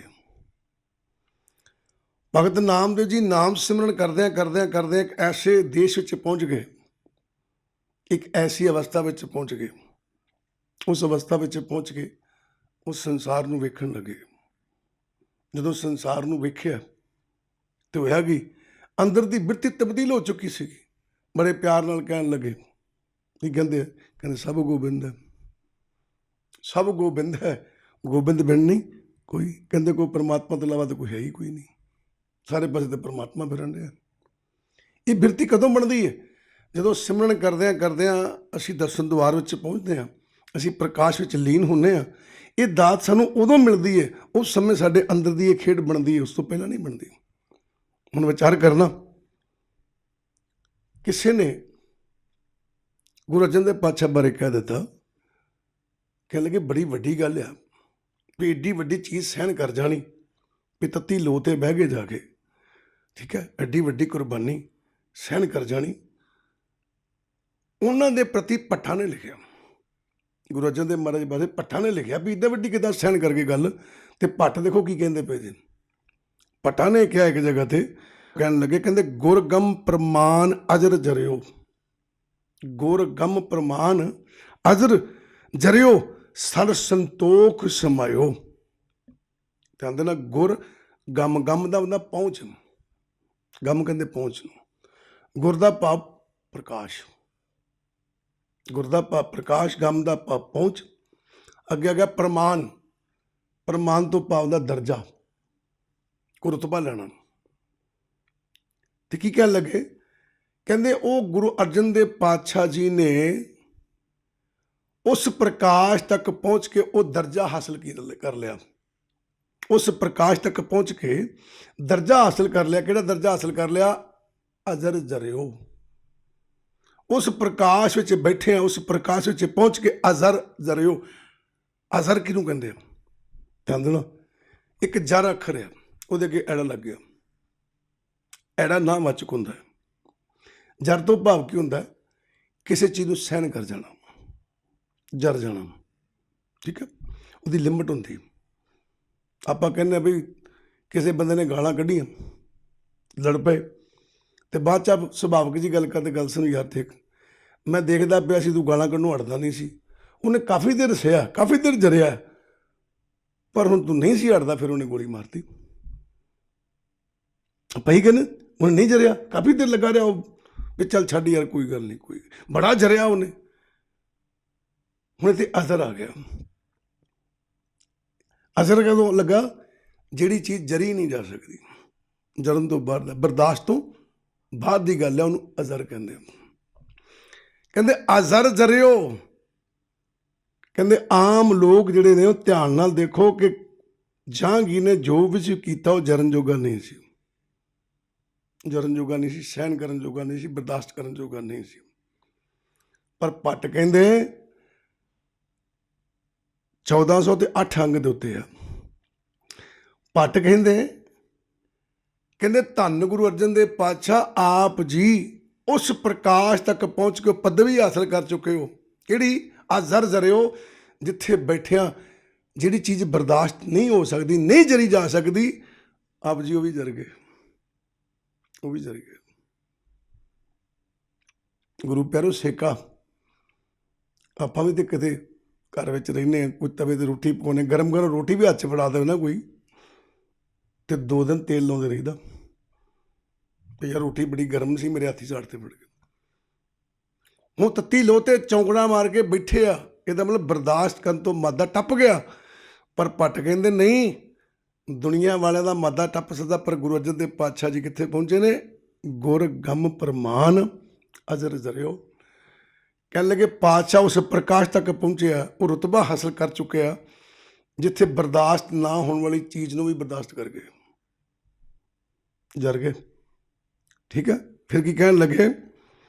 ਕਹਿੰਦੇ ਸਰ ਸੰਤੋਖ ਸਮਾਇਓ, ਕਹਿੰਦਾ ਇਸ ਪਦਵੀ ਵਿੱਚ ਪਹੁੰਚ ਕੇ ਉਹਨਾਂ ਦੇ ਅੰਦਰ ਸਰ ਸੰਤੋਖ ਸਮਾਇਓ। ਕਹਿੰਦੇ ਉਹ ਸੰਤੋਖ ਦੇ ਸਰੋਵਰ ਵਿੱਚ ਗੁਰੂ ਅਰਜਨ ਦੇਵ ਪਾਤਸ਼ਾਹ ਦੀ ਬਿਰਤੀ ਸਮਾਈ ਹੋਈ ਹੈ। ਗੁਰੂ ਅਰਜਨ ਦੇਵ ਪਾਤਸ਼ਾਹ ਜੀ ਦੀ ਬਿਰਤੀ ਜਿਹੜੀ ਹੈ ਸੰਤੋਖ ਦੇ ਸਰੋਵਰ ਵਿੱਚ ਸਮਾਈ ਹੋਈ ਹੈ ਕਿ ਇੰਨੇ ਕੁ ਸੰਤੋਖੀ ਨੇ। ਸਰੋਵਰ ਕਿਹਾ ਸੰਤੋਖ ਨੂੰ, ਸੰਤੋਖ ਵੀ ਥੋੜ੍ਹਾ ਜਿਹਾ ਹੁੰਦਾ ਹੈ। ਉਹ ਕਹਿੰਦੇ ਸਰ ਸੰਤੋਖ ਸਮਾਇਓ, ਸਰ ਕਹਿੰਦੇ ਸਰੋਵਰ ਨੂੰ, ਕਹਿੰਦੇ ਉਹ ਤਾਂ ਸੰਤੋਖ ਦੇ ਸਰੋਵਰ 'ਚ ਸਮਾਏ ਹੈ। ਇੰਨੀ ਵੱਡੀ ਬਿਰਤੀ ਉਹਨਾਂ ਦੀ ਬਣ ਚੁੱਕੀ ਹੈ। ਠੀਕ ਹੈ, ਤੇ ਕੀ ਕਹਿੰਦੇ? ਕਹਿੰਦੇ ਏਡੀ ਵੱਡੀ ਬਿਰਤੀ, ਤੇ ਕਹਿਣ ਲੱਗੇ ਗੁਰ ਅਰਜਨ ਕਲ ਚਰੇ ਤੈ ਸਹਿਜ ਜੋਗ ਨਿਜ ਪਾਇਓ। ਧਿਆਨ ਦੇਣਾ, ਗੁਰ ਅਰਜਨ ਕਲ ਚਰੇ, ਕਲ ਚਰੇ ਮਤਲਬ ਕੱਲ ਕਵੀ ਦਾ ਨਾਂ ਆ, ਕੱਲ ਭੱਟ ਦਾ ਨਾਂ ਆ। ਚਰੇ ਦਾ ਪਵ ਨੇ ਉਚਾਰਨ ਕੀਤਾ ਹੈ, ਕੱਲ ਭੱਟ ਉਚਾਰਨ ਕਰਦਾ ਪਿਆ। ਕੀ ਉਚਾਰਨ ਕਰਦਾ ਪਿਆ? ਕੀ ਲਿਖਦਾ ਪਿਆ? ਗੁਰ ਅਰਜਨ, ਕਹਿੰਦੇ ਗੁਰੂ ਅਰਜਨ ਦੇ ਪਾਤਸ਼ਾਹ ਸਹਿਜ ਜੋਗ ਨਿਜ ਪਾਇਓ। ਸਹਿਜ ਆਤਮਿਕ ਅਡੋਲਤਾ, ਜੋਗ ਨਿਜ ਉਹ ਅਸਲੀ ਰੂਪ ਕਹਿੰਦੇ ਆਪ ਜੀ ਨੇ ਪ੍ਰਾਪਤ ਕੀਤਾ ਹੋਇਆ। ਆਪ ਜੀ ਉਸ ਰੂਪ ਵਿੱਚ ਹੋ। ਕਹਿੰਦਾ ਭੱਟ ਸਿਫਤ ਕਰਦਾ ਪਿਆ ਗੁਰੂ ਅਰਜਨ ਦੇਵ ਪਾਤਸ਼ਾਹ ਜੀ ਦੀ। ਕਹਿੰਦੇ ਤੇ ਪਰਮਾਤਮਾ ਦਾ ਰੂਪ ਹੈ, ਇਹਨੂੰ ਤੱਤੀ ਰੋਹ ਤੇ ਬਿਠਾ ਕੇ ਸੇਕਾ ਕੌਣ ਦੇ ਦੂਗਾ? ਇਹਨੂੰ ਉਬਲਦੀ ਦੇਗ 'ਚ ਬਿਠਾ ਕੇ ਕੌਣ ਡਲਾ ਲੂਗਾ ਵੀ ਇਹ ਡੋਲ ਜਾਊ? ਸਿਰ 'ਚ ਰੇਤਾ ਪਾ ਕੇ ਇਹਦੇ ਅੰਦਰ ਦਾ ਪ੍ਰਕਾਸ਼ ਕੌਣ ਖਤਮ ਕਰ ਲਊ? ਇਹ ਤੇ ਪ੍ਰਤੱਖ ਹਾਰਿਆ, ਇਹ ਤਾਂ ਪਰਮਾਤਮਾ ਆ। ਸੋਚਣ ਵਾਲੀ ਗੱਲ ਹੈ ਕਿ ਸੰਸਾਰ ਦਾ ਕੋਈ ਦੁੱਖ, ਸੰਸਾਰ ਦਾ ਕੋਈ ਸੇਕਾ, ਸੰਸਾਰ ਦਾ ਕੋਈ ਵਜ਼ੀਰ ਜਿੰਨਾ ਮਰਜ਼ੀ ਜ਼ੋਰ ਲਾ ਲਵੇ ਪਰ ਪਰਮਾਤਮਾ ਨੂੰ ਡਲਾ ਨਹੀਂ ਸਕਦਾ। ਇਸ ਕਰਕੇ ਜਹਾਂਗੀਰ ਗੁਰੂ ਅਰਜਨ ਦੇਵ ਪਾਤਸ਼ਾਹ ਨੂੰ ਡਲਾ ਨਹੀਂ ਸਕਿਆ, ਡੋਲੇ ਨਹੀਂ। ਕਹਿੰਦੇ ਕੋਈ ਗੱਲ ਨਹੀਂ, ਬੇਫਿਕਰ ਰਹਿ ਤੂੰ, ਕੋਈ ਟੈਨਸ਼ਨ ਵਾਲੀ ਗੱਲ ਨਹੀਂ। ਹੁਣ ਧਿਆਨ ਦੇਣਾ, ਆਪ ਜੀ ਵਿਚਾਰ ਕਰਨਾ। ਗੁਰੂ ਅਰਜਨ ਦੇਵ ਪਾਤਸ਼ਾਹ ਤੱਤੀ ਲੋਹ ਤੇ ਬੈਠੇ, ਤੱਤੀ ਲੋਹ ਤੇ ਬੈਠੇ ਆ ਤੇ ਸ਼ਬਦ ਉਚਾਰਨ ਕਰ ਰਹੇ, ਹੰਡਾ ਕੇ ਵਿਖਾਉਂਦੇ ਪਏ। ਅੱਜ ਕਿਹੜਾ? ਕਹਿੰਦੇ ਉਲਾਨੋ ਮੈਂ ਕਾਹੂ ਨਾ ਦਿਓ, ਮਨ ਮੀਠ ਤੁਹਾਰੋ ਕੀਓ। ਹੁਣ ਧਿਆਨ ਦਿਓ, ਕਹਿੰਦੇ ਉਲਾਨੋ ਮੈਂ ਕਾਹੂ ਨਾ ਦਿਓ। ਕਹਿੰਦੇ ਇਹ ਪਰਮਾਤਮਾ ਕਿਸੇ ਨੂੰ ਉਲਾਂਭਾ ਨਹੀਂ ਦੇ ਰਿਹਾ ਮੈਂ। ਹੁਣ ਆਪ ਜੀ ਕਦੀ ਵਿਚਾਰਿਆ? ਉੱਥੇ ਬੈਠੇ ਕਹਿੰਦੇ ਮਨ ਮਿੱਠ ਤੁਹਾਰੋ ਕੀਓ, ਮੇਰੇ ਮਨ ਨੂੰ ਮਿੱਠਾ ਲੱਗ ਰਿਹਾ, ਤੇਰਾ ਕੀਤਾ ਕਰਨ ਤੇ ਜਹਾਂਗੀਰ ਡਿਆ। ਤੱਤੀ ਲੋਹ ਤੇ ਜਹਾਂਗੀਰ ਬਿਠਾਉਣ ਡਿਆ ਹੈ, ਉਬਲਦੀ ਦੇਗ ਤੇ ਜਹਾਂਗੀਰ ਬਿਠਾਉਣ ਡਿਆ ਹੈ, ਸਿਰ 'ਚ ਰੇਤਾ ਤੇ ਜਹਾਂਗੀਰ ਪਾਉਣ ਡਿਆ ਹੈ। ਤੇ ਗੁਰੂ ਅਰਜਨ ਦੇਵ ਪਾਤਸ਼ਾਹ ਕਹਿੰਦੇ ਮਨ ਮੀਠ ਤੁਹਾਰੋ ਕੀਓ, ਉਹ ਤੇਰਾ ਮੈਨੂੰ ਮਿੱਠਾ ਲੱਗਣ ਡਿਆ। ਦੱਸੋ ਮਾਰੀ ਝਾਤੀ ਭਲਾ? ਕਿ ਗੁਰੂ ਅਰਜਨ ਦੇਵ ਪਾਤਸ਼ਾਹ ਤੱਤੀ ਲੋਹ ਤੇ ਬੈਠਿਆਂ ਜਹਾਂਗੀਰ ਨੂੰ ਪਾਪੀ ਨਹੀਂ ਕਹਿ ਰਹੇ। ਤੱਤੀ ਲੋਹ ਤੇ ਬੈਠਿਆਂ ਵੀ ਗੁਰੂ ਅਰਜਨ ਦੇਵ ਪਾਤਸ਼ਾਹ ਉਸ ਜਹਾਂਗੀਰ ਦੇ ਅੰਦਰੋਂ ਰੱਬ ਨੂੰ ਵੇਖਣ ਡਏ ਨੇ। ਕਹਿੰਦੇ ਪਰਮਾਤਮਾ ਜੋ ਕੁਝ ਕਰਦਾ ਪਿਆ ਤੂੰ ਕਰਦਾ ਪਿਆ, ਤੁਹਾਰੋ ਕੀਓ ਮਨ ਮੀਠ ਤੁਹਾਰੋ ਕੀਓ, ਤੇਰਾ ਕੀਤਾ ਮੈਨੂੰ ਮਿੱਠਾ ਲੱਗਦਾ ਪਿਆ। ਉਹਨਾਂ ਨੇ ਇਹ ਨਹੀਂ ਕਿਹਾ ਜਹਾਂਗੀਰ ਕਰਨ ਡਿਆ, ਆਜੇ ਬਿਰਤੀ, ਆਜੇ ਪ੍ਰਕਾਸ਼, ਠੀਕ ਹੈ, ਉੱਥੇ ਬੈਠੇ ਨਹੀਂ ਕਹਿੰਦੇ ਪਏ। ਇਹ ਬਿਰਤੀ ਬਣਦੀ ਉਦੋਂ ਆ, ਉਲਾਨੋ ਮੈਂ ਕਾਹੂ ਨਾ ਦਿਓ ਮਨ ਮੀਠ ਤੁਹਾਰੋ ਕੀਓ, ਜਦੋਂ ਅਸੀਂ ਗੁਰੂ ਗ੍ਰੰਥ ਸਾਹਿਬ ਦੀ ਗੁਰਬਾਣੀ ਨੂੰ ਪੜ੍ਹਦੇ ਹਾਂ ਗੁਰੂ ਚਰਨ ਨਾਲ ਜੁੜ ਜਾਂਦੇ ਹਾਂ। ਕਿਸ ਤਰ੍ਹਾਂ? 4 ਪ੍ਰਕਾਰ ਦੇ ਲੋਕ ਨੇ, 4 ਪ੍ਰਕਾਰ ਦੇ ਲੋਕ ਨੇ। ਕਿਸ ਤਰ੍ਹਾਂ ਦੇ? ਇੱਕ ਜਗਿਆਸੂ ਹੈ, ਇੱਕ ਸਾਧੂ ਹੈ, ਇੱਕ ਸੰਤ ਹੈ, ਇੱਕ ਬ੍ਰਹਮ ਗਿਆਨੀ ਹੈ। 4 ਪ੍ਰਕਾਰ ਦੇ ਲੋਕ। ਜਗਿਆਸੂ ਕੌਣ ਹੈ? ਗੁਰੂ ਘਰ ਜਾ ਰਿਹਾ ਹੈ, ਗੁਰੂ ਦੀ ਸੰਗਤ ਵਿੱਚ ਬੈਠਾ ਹੈ, ਪਾਠ ਕਰ ਰਿਹਾ ਹੈ, ਗੁਰਬਾਣੀ ਪੜ੍ਹ ਰਿਹਾ ਹੈ, ਸੇਵਾ ਕਰ ਰਿਹਾ ਹੈ। ਕਰਦਿਆਂ ਮਨ ਬਿਰਤੀ 'ਚ ਜਾਗਰੂਕਤੀ ਆ ਜਾਵੇ, ਸਾਡੀ ਸੁਰਤ ਤੁਰ ਪਵੇ, ਸਾਨੂੰ ਸ਼ਬਦ ਦੀ ਸੋਝੀ ਆ ਜਾਵੇ, ਫਿਰ ਸਾਨੂੰ ਗੁਰੂ ਜੀ ਕਹਿੰਦੇ ਕੀ ਹੈ? ਜਗਿਆਸੂ ਹਾਂ। ਅਤੇ ਜੇ ਗੁਰਬਾਣੀ ਪੜ੍ਹਦਿਆਂ ਅਜੇ ਤੱਕ ਸਾਨੂੰ ਸਮਝ ਲੱਗੀ ਨਹੀਂ ਅਸੀਂ ਕਰਨਾ ਕੀ ਹੈ, ਸਾਨੂੰ ਗੁਰਬਾਣੀ ਦੀ ਸੋਝੀ ਨਹੀਂ ਆਈ, ਸਾਡੇ ਵਿੱਚ ਗੁਰਬਾਣੀ ਦੀ ਵਿਚਾਰ ਤੁਰੀ ਨਹੀਂ ਅਜੇ ਤੱਕ ਮਨ ਵਿੱਚ, ਅਤੇ ਅਸੀਂ ਜਗਿਆਸੂ ਨਹੀਂ ਹੈ, ਅਸੀਂ ਸੰਸਾਰੀ ਹੈ। ਜਗਿਆਸੂ ਕੌਣ ਆ? ਜਦੋਂ ਸਾਡੇ 'ਚ ਜਾਗਰੂਕਤੀ ਆ ਗਈ।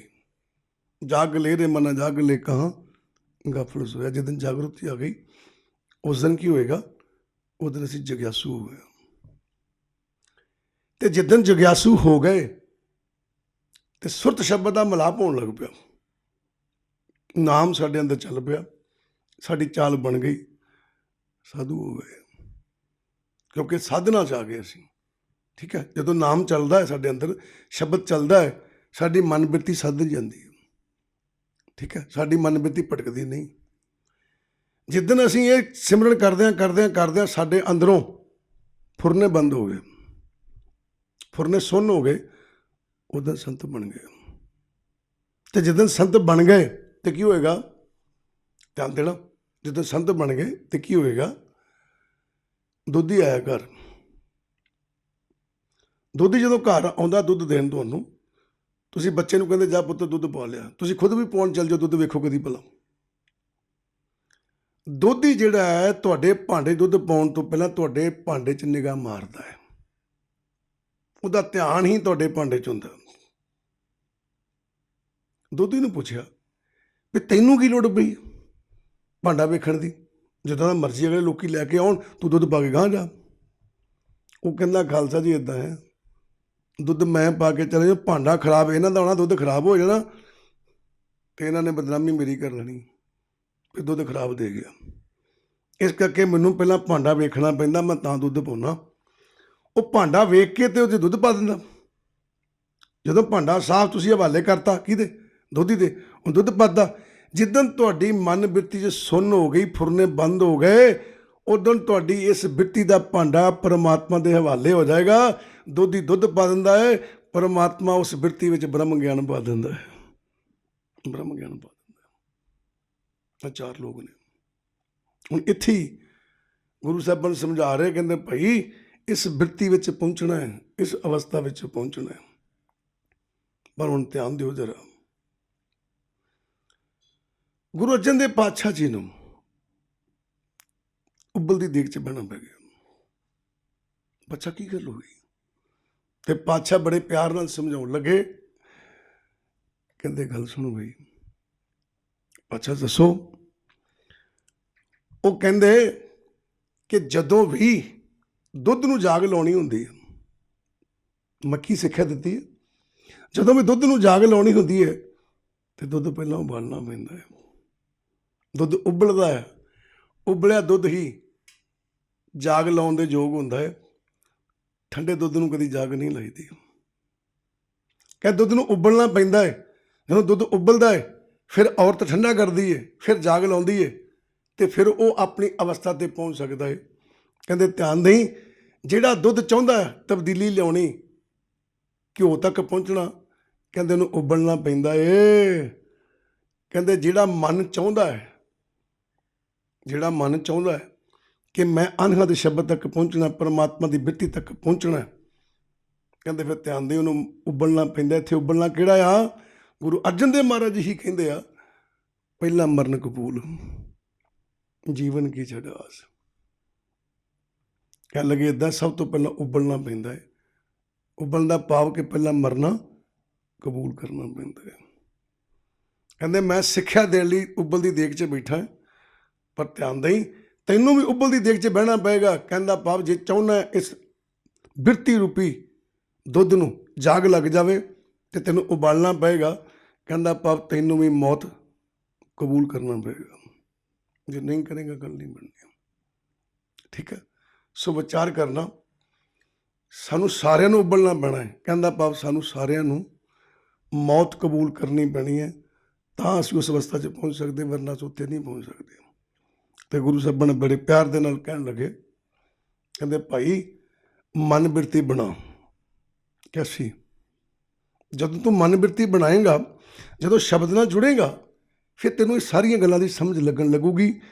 ਹੁਣ ਆਪ ਜੀ ਧਿਆਨ ਦੇਣਾ, ਗੁਰੂ ਸਾਹਿਬਾਨ ਕਹਿਣ ਲੱਗੇ ਬੇਸ਼ੱਕ ਲੋਕਾਂ ਨੇ ਬੜਾ ਕੁਝ ਕਿਹਾ, ਪਰ ਮੈਨੂੰ ਨਹੀਂ ਟੈਨਸ਼ਨ ਹੋਈ। ਕਿਉਂ? ਕਹਿਣ ਲੱਗੇ ਕਿਉਂਕਿ ਮੇਰੀ ਬਿਰਤੀ ਆਪ ਬਣ ਚੁੱਕੀ ਸੀ। ਆਪ ਕਰਾਏ ਕਰੇ ਆਪ, ਆਪ ਕਰਾਏ ਕਰੇ ਆਪ, ਹੋਂ ਕੈਸਿਓ ਕਰੀ ਪੁਕਾਰ। ਕਹਿੰਦਾ ਆਪ ਕਰਾਏ ਕਰੇ ਆਪ। ਧਿਆਨ ਦਿਓ, ਕਹਿੰਦਾ ਧਰਤੀ ਤੇ ਜੋ ਕੁਝ ਹੋ ਰਿਹਾ ਉਹ ਕਰਵਾ ਵੀ ਪਰਮਾਤਮਾ ਰਿਹਾ ਹੈ, ਔਰ ਧਰਤੀ ਦੇ ਉੱਤੇ ਕਦੀ ਕਿਸੇ ਅੰਦਰ ਵੜ ਕੇ ਕਰ ਵੀ ਆਪ ਹੀ ਰਿਹਾ। ਦੱਸੋ, ਕਹਿੰਦੇ ਮੈਂ ਜਹਾਂਗੀਰ ਨੂੰ ਕਿੱਦਾਂ ਕਹਿ ਦਵਾਂ? ਤੱਤੀ ਲੋਹ ਤੇ ਬਿਠਾਉਣ ਵਾਲਾ ਵੀ ਪਰਮਾਤਮਾ ਆਪ ਆ, ਤੇ ਜਹਾਂਗੀਰ ਦੇ ਅੰਦਰ ਵੜ ਕੇ ਹੁਕਮ ਦੇਣ ਵਾਲਾ ਵੀ ਪਰਮਾਤਮਾ ਆਪ ਆ। ਆਪ ਹੀ ਲੱਗਾ, ਆਪ ਹੀ ਲੱਗਾ। ਕਹਿੰਦੇ ਕੋਈ ਪਰਵਾਹ ਨਹੀਂ। ਐਸੀ ਸ਼ਕਤੀ ਦੇ ਮਾਲਕ ਸਨ ਧੰਨ ਧੰਨ ਸਾਹਿਬ ਸ੍ਰੀ ਗੁਰੂ ਅਰਜਨ ਦੇਵ ਪਾਤਸ਼ਾਹ, ਸ਼ਹੀਦਾਂ ਦੇ ਸਰਤਾਜ। ਵਿਚਾਰ ਕਰਨਾ, ਇਹ ਦੇਖੀਏ ਨਾ, ਤੇ ਗੁਰੂ ਅਰਜਨ ਦੇਵ ਪਾਤਸ਼ਾਹ ਦਾ ਜੀਵਨ ਜਿਹੜਾ ਹੈ, ਜੇ ਆਪਾਂ ਧਿਆਨ ਨਾਲ ਦੇਖੀਏ, ਬਚਪਨ ਤੋਂ ਝਾਤੀ ਮਾਰ ਕੇ ਦੇਖ ਲਓ ਆਪ ਜੀ। ਠੀਕ ਹੈ, ਉਹਨਾਂ ਦਾ ਵੱਡਾ ਭਰਾ ਉਹਨਾਂ ਦੇ ਨਾਲ ਨਫ਼ਰਤ ਬੜੀ ਕਰਦਾ ਸੀ। ਵੱਡਾ ਭਰਾ ਬਹੁਤ ਨਫ਼ਰਤ ਕਰਦਾ ਸੀ ਉਹਨਾਂ ਦਾ। ਠੀਕ ਹੈ, ਸੋ ਵਿਚਾਰ ਕਰਨਾ, ਆਪ ਜੀ ਨੇ ਕਦੀ ਪਰਵਾਹ ਨਹੀਂ ਕੀਤੀ ਸੀ। ਆਪ ਜੀ ਨੇ ਕਦੀ ਬੋਲ ਕਬੋਲ ਨਹੀਂ ਬੋਲੇ ਸਨ ਨਾ, ਕਦੀ ਨਹੀਂ। ਕਦੀ ਵੱਡੇ ਭਰਾ ਨੂੰ ਕੋਈ ਅਪਸ਼ਬਦ ਨਹੀਂ ਬੋਲਿਆ ਸੀ ਕਦੀ ਜ਼ਿੰਦਗੀ 'ਚ। ਕਹਿੰਦੇ ਕੋਈ ਗੱਲ ਨਹੀਂ, ਇਹ ਚੀਜ਼ ਸਮਝਾਉਣੀ ਵੀ ਇਹ ਮੇਰਾ ਵੱਡਾ ਭਰਾ ਹੈ, ਮੈਨੂੰ ਅਪਸ਼ਬਦ ਬੋਲਦਾ ਹੈ, ਪਰ ਧਿਆਨ ਦਿਓ ਮੇਰੇ ਅੰਦਰ ਜਿਹੜੀ ਸ਼ਕਤੀ ਹੈ ਜਾਂ ਮੇਰੇ ਅੰਦਰ ਪ੍ਰਕਾਸ਼ ਹੈ, ਕਹਿੰਦੇ ਉਹਦੇ ਕੋਲ ਸਹਿਣ ਦਾ ਮਾਦਾ ਹੈ, ਕਿਉਂਕਿ ਉਸ ਪਰਮਾਤਮਾ ਨੇ ਮੇਰੇ ਇਸ ਪ੍ਰਕਾਸ਼ ਨੂੰ ਜ਼ਾਹਰ ਕਰਨ ਲਈ ਇਹ ਮੇਰਾ ਵੱਡਾ ਭਰਾ ਪ੍ਰਿਥੀ ਚੰਦ ਮੇਰੇ ਨਾਲ ਭੇਜਿਆ। ਜੇ ਇਹ ਨਾ ਬੋਲੂਗਾ ਤੇ ਮੈਂ ਸਹੂੰਗਾ ਨਹੀਂ, ਤੇ ਜੇ ਮੈਂ ਕਿਸੇ ਚੀਜ਼ ਨੂੰ ਸਿਆ ਹੀ ਨਹੀਂ, ਮੇਰੇ ਪਤਾ ਕਿੱਥੋਂ ਲੱਗੂਗਾ? ਇਹ ਗੱਲਾਂ ਸਮਝਣ ਵਾਲੀਆਂ। ਹੁਣ ਕੀ ਕਹਿੰਦੇ ਆਪ ਕਰਾਏ ਕਰੇ ਆਪ, ਹੋਂ ਕੈਸਿਓ ਕਰੀ ਪੁਕਾਰ। ਹੁਣ ਇੱਥੇ ਧਿਆਨ ਦਿਓ, ਜਿਹੜਾ ਆਪਾਂ ਹੌਲੀ ਜੀ ਕਹਿ ਦਿੰਦੇ ਨਾ ਵੀ ਯਾਰ ਦੁੱਖ ਆਏ ਆ, ਹੁਣ ਦੇਖੋ ਨਾ ਮਹਾਂਮਾਰੀ ਚੱਲਣ ਰਹੀ, ਤੇ ਆਪਾਂ ਸਾਰੇ ਜਣੇ ਕਹੀ ਜਾਂਦੇ ਵੀ ਯਾਰ ਪਰਮਾਤਮਾ ਚਰਨਾਂ 'ਚ ਬੇਨਤੀ ਕਰੀਏ। ਤੇ ਇੱਥੇ ਧਿਆਨ ਦਿਓ ਜਰਾ, ਹੁਣ ਉਹ ਕਹਿੰਦੇ ਆਪ ਕਰਾਏ ਕਰੇ ਆਪ, ਹੋਂ ਕੈਸਿਓ ਕਰੀ ਪੁਕਾਰ। ਉਹ ਆਪ ਹੀ ਕਰਾਉਂਦਾ ਤੇ ਆਪ ਹੀ ਕਰਨ ਰਿਹਾ, ਮੈਂ ਕਿਹਦੇ ਅੱਗੇ ਬੇਨਤੀ ਕਰਾਂ ਵੀ ਆ ਇੱਦਾਂ ਕਰਦੇ ਇੱਦਾਂ ਕਰਦੇ? ਗੁਰੂ ਸਾਹਿਬਾਨ ਕਹਿੰਦੇ ਵੀ ਮੈਂ ਕੋ ਕਵਾਂ ਵੀ ਇਹ ਆ ਕਾਲਪੁਰਖ ਪਰਮਾਤਮਾ, ਇਹ ਜਹਾਂਗੀਰ ਨੂੰ ਸਮਝਾਇਆ ਦੀ ਮੱਤ ਸਮੱਤ ਭਾਵ ਵੀ ਇਹ ਮੇਰੇ ਨਾਲ ਇਹ ਕੰਮ ਨਾ ਕਰੇ। ਕਹਿੰਦੇ ਕੋਈ ਗੱਲ ਨਹੀਂ, ਕੋਈ ਪਰਵਾਹ ਨਹੀਂ, ਮੈਂ ਕਿਸੇ ਅੱਗੇ ਪੁਕਾਰ ਕਾਹਦੀ ਕਰਾਂ? ਕਿਉਂ ਕਿ ਦੁਨੀਆ ਨੂੰ ਸਮਝਾਉਣ ਲਈ, ਸੰਸਾਰ ਨੂੰ ਸਮਝਾਉਣ ਲਈ ਜਹਾਂਗੀਰ ਦਾ ਰੋਲ ਵੀ ਪਰਮਾਤਮਾ ਦਾ ਹੀ ਹੈ, ਤੇ ਗੁਰੂ ਅਰਜਨ ਦੇਵ ਪਾਤਸ਼ਾਹ ਵੀ ਪਰਮਾਤਮਾ ਹੀ ਹੈ। ਕਿਉਂਕਿ ਜਦੋਂ ਸਾਡੀ ਬਿਰਤੀ ਉੱਚੀ ਹੋ ਜਾਂਦੀ ਹੈ ਤੇ ਧੰਨ ਗੁਰੂ ਨਾਨਕ ਪਾਤਸ਼ਾਹ ਬੜੇ ਪਿਆਰ ਨਾਲ ਕਹਿੰਦੇ ਹਮ ਨਹੀਂ ਚੰਗੇ ਬੁਰਾ ਨਹੀਂ ਕੋਈ। ਹੁਣ ਜੇ ਆਪਾਂ ਕਹੀਏ ਵੀ ਆਪਾਂ ਜਹਾਂਗੀਰ ਨੂੰ ਰੱਬ ਕਿਵੇਂ ਕਹਿ ਸਕਦੇ? ਕਹਾਂਗੇ ਨਾ ਆਪਾਂ, ਗੁਰੂ ਪਿਆਰਿਓ, ਇਸੇ ਗੁਰਬਾਣੀ 'ਚ ਲਿਖਿਆ, ਘਟ ਘਟ ਮੈਂ ਹਰਜੂ ਬਸੇ। ਸੰਤਨ ਕਿਉਂ ਪੁਕਾਰ, ਬਿਰਤੀ ਕਿਹਨਾਂ ਦੀ ਹੈ? ਰੱਬ ਦੇ ਪਿਆਰਿਆਂ ਦੀ ਹੈ। ਨਾਸਤਿਕ ਬੰਦਾ ਰੱਬ ਨੂੰ ਰੱਬ ਨਹੀਂ ਮੰਨ ਸਕਦਾ, ਪਰ ਆਸਤਿਕ ਬੰਦਾ ਰੱਬ 'ਚ ਲੀਨ ਹੋਣ ਵਾਲਾ ਨਾਸਤਿਕ ਨੂੰ ਵੀ ਰੱਬ ਮੰਨ ਲੈਂਦਾ ਹੈ, ਮੰਨਦਾ ਹੈ ਕਿ ਰੱਬ ਹੀ ਹੈ। ਠੀਕ ਹੈ, ਤਾਂ ਉਹਨਾਂ ਨੇ ਕਿਹਾ, ਨਾਨਕ ਕਰਨਾ ਜਿਨ ਕੀਆ ਫਿਰ ਤਿਸ ਹੀ ਕਰਨੀ ਸਾਰ। ਨਾਨਕ ਕਰਨਾ ਜਿਸ ਕੀਆ ਫਿਰ ਤਿਸ ਹੀ ਕਰਨੀ ਸਾਰ। ਕਹਿੰਦੇ ਜੋ ਕੁਝ ਪਰਮਾਤਮਾ ਤੂੰ ਆਪ ਹੀ ਕਰਦਾ ਪਿਆ, ਔਰ ਕਰਦਿਆਂ ਕਰਦਿਆਂ ਸਾਰ ਵੀ ਤੂੰ ਹੀ ਲੈਣੀ, ਕਿਸੇ ਹੋਰ ਨੇ ਤੇ ਲੈਣੀ ਨਹੀਂ। ਕਹਿੰਦਾ ਭਾਵ ਇਹ 'ਚੋਂ ਬਚਾਉਣਾ, ਸਾਰ ਲੈਣੀ, ਇਹ 'ਚੋਂ ਕੱਢਣਾ, ਸਭ ਕੁਝ ਤੂੰ ਹੀ ਆਪੇ ਕਰਨਾ, ਸਾਨੂੰ ਕੀ ਲੋੜ ਪਈ ਹੈ? ਔਰ ਵਾਕਈ ਆਪੇ ਹੀ ਕਰਨ ਡਿਆ, ਲੋੜ ਹੀ ਨਹੀਂ ਕੋਈ। ਹੁਣ ਗੁਰੂ ਅਰਜਨ ਦੇਵ ਮਹਾਰਾਜ ਜੀ ਕਹਿੰਦੇ, ਉਹ ਕਹਿੰਦੇ ਭਾਈ ਗੱਲ ਸੁਣੋ, ਆਓ ਤੁਹਾਨੂੰ ਮੈਂ ਇੱਕ ਹੋਰ ਉਦਾਹਰਨ ਦੇਵਾਂ। ਪਾਤਸ਼ਾਹ ਕਹਿੰਦੇ ਮੰਨਿਆ ਕਿ ਜਹਾਂਗੀਰ ਦੀ ਬਿਰਤੀ ਇੱਦਾਂ ਦੀ ਹੈ, ਪਰ ਆਓ ਵਿਚਾਰ ਕਰਿਓ। ਕਹਿਣ ਲੱਗੇ, ਸੀਤ ਮੰਦ ਸੁਗੰਧ ਚੱਲਿਓ, ਸੀਤ ਮੰਦ ਸੁਗੰਧ ਚੱਲਿਓ, ਸਰਬ ਥਾਨ ਸਮਾਨ। ਧਿਆਨ ਨਾਲ ਪੜਿਓ, ਸੀਤ ਕਿਹਨੂੰ ਕਹਿੰਦੇ? ਠੰਡ ਨੂੰ, ਠੰਡੀ ਹਵਾ। ਮੰਦ ਕਿਹਨੂੰ ਕਹਿੰਦੇ? ਹੌਲੀ ਹੌਲੀ। ਗੁਰੂ ਜੀ ਕਹਿਣ ਲੱਗੇ, ਸੀਤ ਮੰਦ ਸੁਗੰਧ ਚੱਲਿਓ, ਕਹਿੰਦੇ ਠੰਡੀਆਂ ਹਵਾਵਾਂ ਚੱਲਦੀਆਂ ਪਈਆਂ ਹੌਲੀ ਹੌਲੀ, ਤੇ ਕਿਤੇ ਫੁੱਲਾਂ ਦੀਆਂ ਸੁਗੰਧੀਆਂ ਬੜੀਆਂ ਨੇ। ਉਹਨਾਂ ਫੁੱਲਾਂ ਦੀਆਂ ਸੁਗੰਧੀਆਂ ਨੂੰ ਟੱਚ ਕਰਦਿਆਂ ਹੋਇਆਂ ਉਹ ਠੰਡੀਆਂ ਹਵਾਵਾਂ ਵਗਦੀਆਂ ਨੇ, ਉਹ ਠੰਡੀਆਂ ਹਵਾਵਾਂ ਵਗਦੀਆਂ ਫੁੱਲਾਂ ਦੀਆਂ ਸੁਗੰਧੀ ਨੂੰ ਨਾਲ ਲੈ ਤੁਰਦੀਆਂ।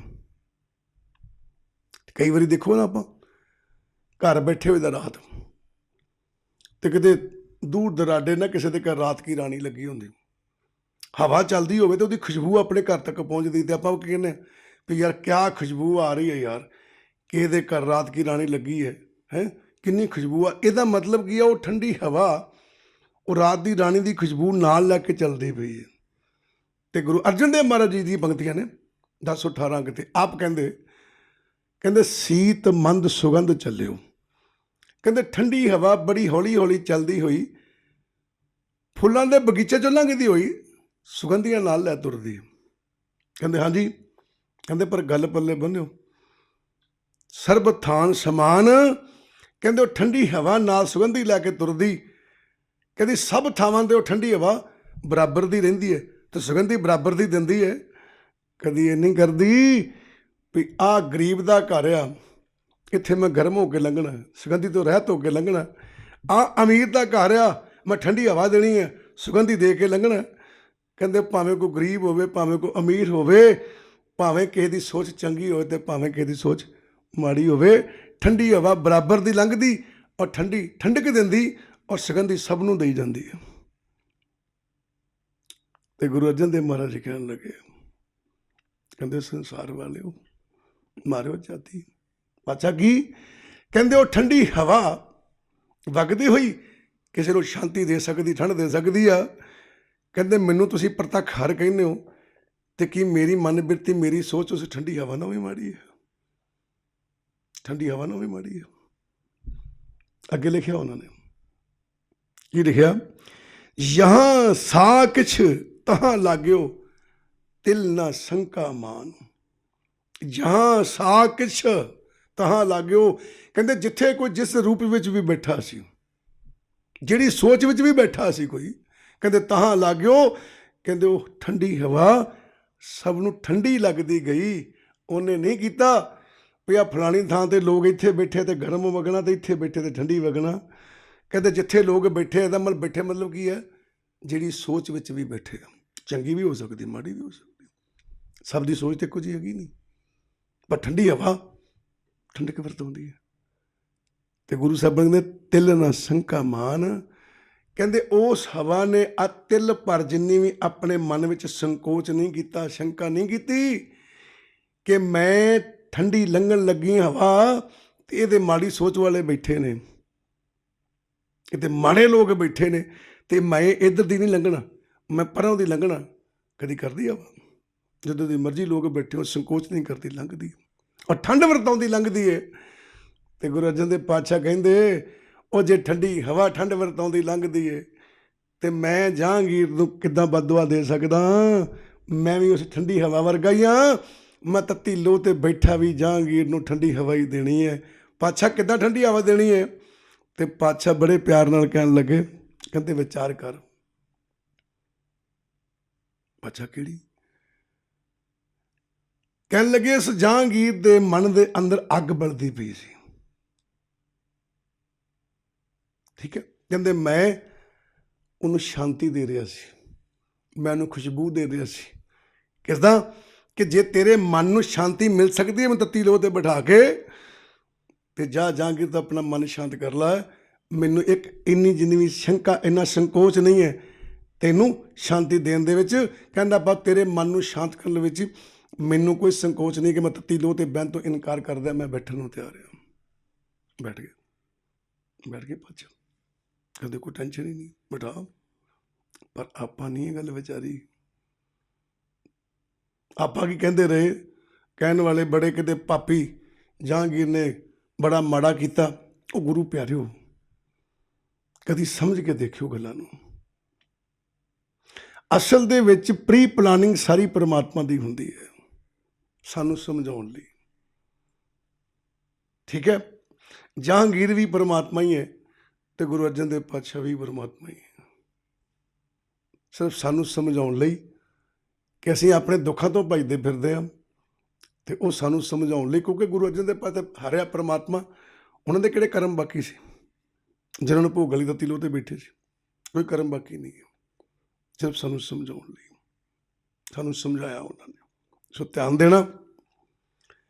ਫਿਰ ਬੜੀ ਵੱਡੀ ਗੱਲ ਕਹੀ ਇੱਕ ਭੱਟਾ ਨੇ। ਪਤਾ ਕੀ ਕਹਿਣ ਲੱਗੇ? ਕਹਿਣ ਲੱਗੇ ਇਹ ਪਤਤ ਤੇ ਮਤ ਚੁੱਕੇ ਰੇ ਮਨ, ਭੇਦ ਵਿਭੇਦ ਨਾ ਜਾਣ ਵੀ ਉਹ। ਭੱਟ ਕਹਿਣ ਲੱਗੇ 1409 ਅੰਗ ਦੇ ਉੱਤੇ, ਕਹਿੰਦੇ ਜੱਗ ਵਾਲਿਓ ਗੱਲ ਪੱਲੇ ਬੰਨ ਲਓ ਇੱਕ। ਅੱਛਾ ਕਿਹੜੀ? ਇਹ ਪਥਿਤ ਤੇ ਮਤ ਚੁੱਕੇ ਰੇ ਮਨ। ਪਤਿਤ ਦਾ ਪਾਪ ਰਸਤਾ। ਕਹਿੰਦੇ ਇਸ ਰਾਹ ਤੋਂ ਕਿਤੇ ਚੁੱਕ ਨਾ ਜਾਇਓ, ਕਿਤੇ ਭੁੱਲ ਨਾ ਖਾ ਜਾਓ, ਭੁਲੇਖਾ ਨਾ ਖਾ ਜਾਓ। ਪੁੱਛਿਆ ਕਿਹੜਾ? ਕਹਿੰਦੇ ਭੇਦ ਵਿਭੇਦ ਨਾ ਜਾਣ ਵੀਓ। ਕਹਿੰਦੇ ਗੁਰੂ ਵੀਓ ਦਾ ਮਤਲਬ ਦੂਜਾ। ਕਹਿੰਦੇ ਗੁਰੂ ਅਰਜਨ ਦੇਵ ਪਾਤਸ਼ਾਹ ਨੂੰ ਕਿਤੇ ਦੂਜਾ ਸਮਝ ਕੇ ਤੇ ਪਰਮਾਤਮਾ ਤੇ ਗੁਰੂ ਅਰਜਨ ਦੇਵ ਪਾਤਸ਼ਾਹ ਵਿੱਚ ਕੋਈ ਭੇਦ ਨਾ ਸਮਝ ਲਿਓ ਜੇ। ਉਹ ਪਰਮਾਤਮਾ ਹੀ ਜੇ, ਉਹ ਪਰਮਾਤਮਾ ਜੇ, ਉਹ ਅਕਾਲ ਪੁਰਖ ਜੇ। ਐਵੇਂ ਨਾ ਕਿਤੇ ਚੱਕਰ 'ਚ ਪੈ ਜਾਓ। ਪੁੱਛਿਆ ਕਿਉਂ? ਕਹਿੰਦੇ ਪ੍ਰਸ਼ਤ ਰਿੱਧੇ ਗੁਰੂ ਅਰਜਨ ਕਹੇ ਹਰ ਪੂਰਨ ਬ੍ਰਹਮ ਨਿਵਾਸ ਲਿਓ। ਪ੍ਰਸ਼ਤ ਰਿੱਧੇ ਗੁਰੂ ਅਰਜਨ ਕੇ, ਪ੍ਰਸ਼ਤ ਮਤਲਬ ਕਿ ਪ੍ਰਤੱਖ ਗੁਰੂ ਅਰਜਨ ਦੇ ਅੰਦਰ ਹਰ ਪੂਰਨ ਬ੍ਰਹਮ ਨਿਵਾਸ ਲਿਓ। ਕਹਿੰਦੇ ਉਸ ਪਾਰਬ੍ਰਹਮ ਪ੍ਰਮਾਤਮਾ ਨੇ ਆਪਣਾ ਨਿਵਾਸ ਕੀਤਾ ਆ। ਕਦੇ ਦੂਜਾ ਨਾ ਸਮਝ ਲਿਓ। ਕਿਉਂ ਇਹ ਗੱਲ ਕਹੀ ਭੱਟਾ ਨੇ? ਇਹ ਤਾਂ ਕਹੀ ਇਹ ਪ੍ਰਤੱਖ ਆ ਰਿਹਾ ਪਰਮਾਤਮਾ ਦਾ ਨਿਵਾਸ ਆ।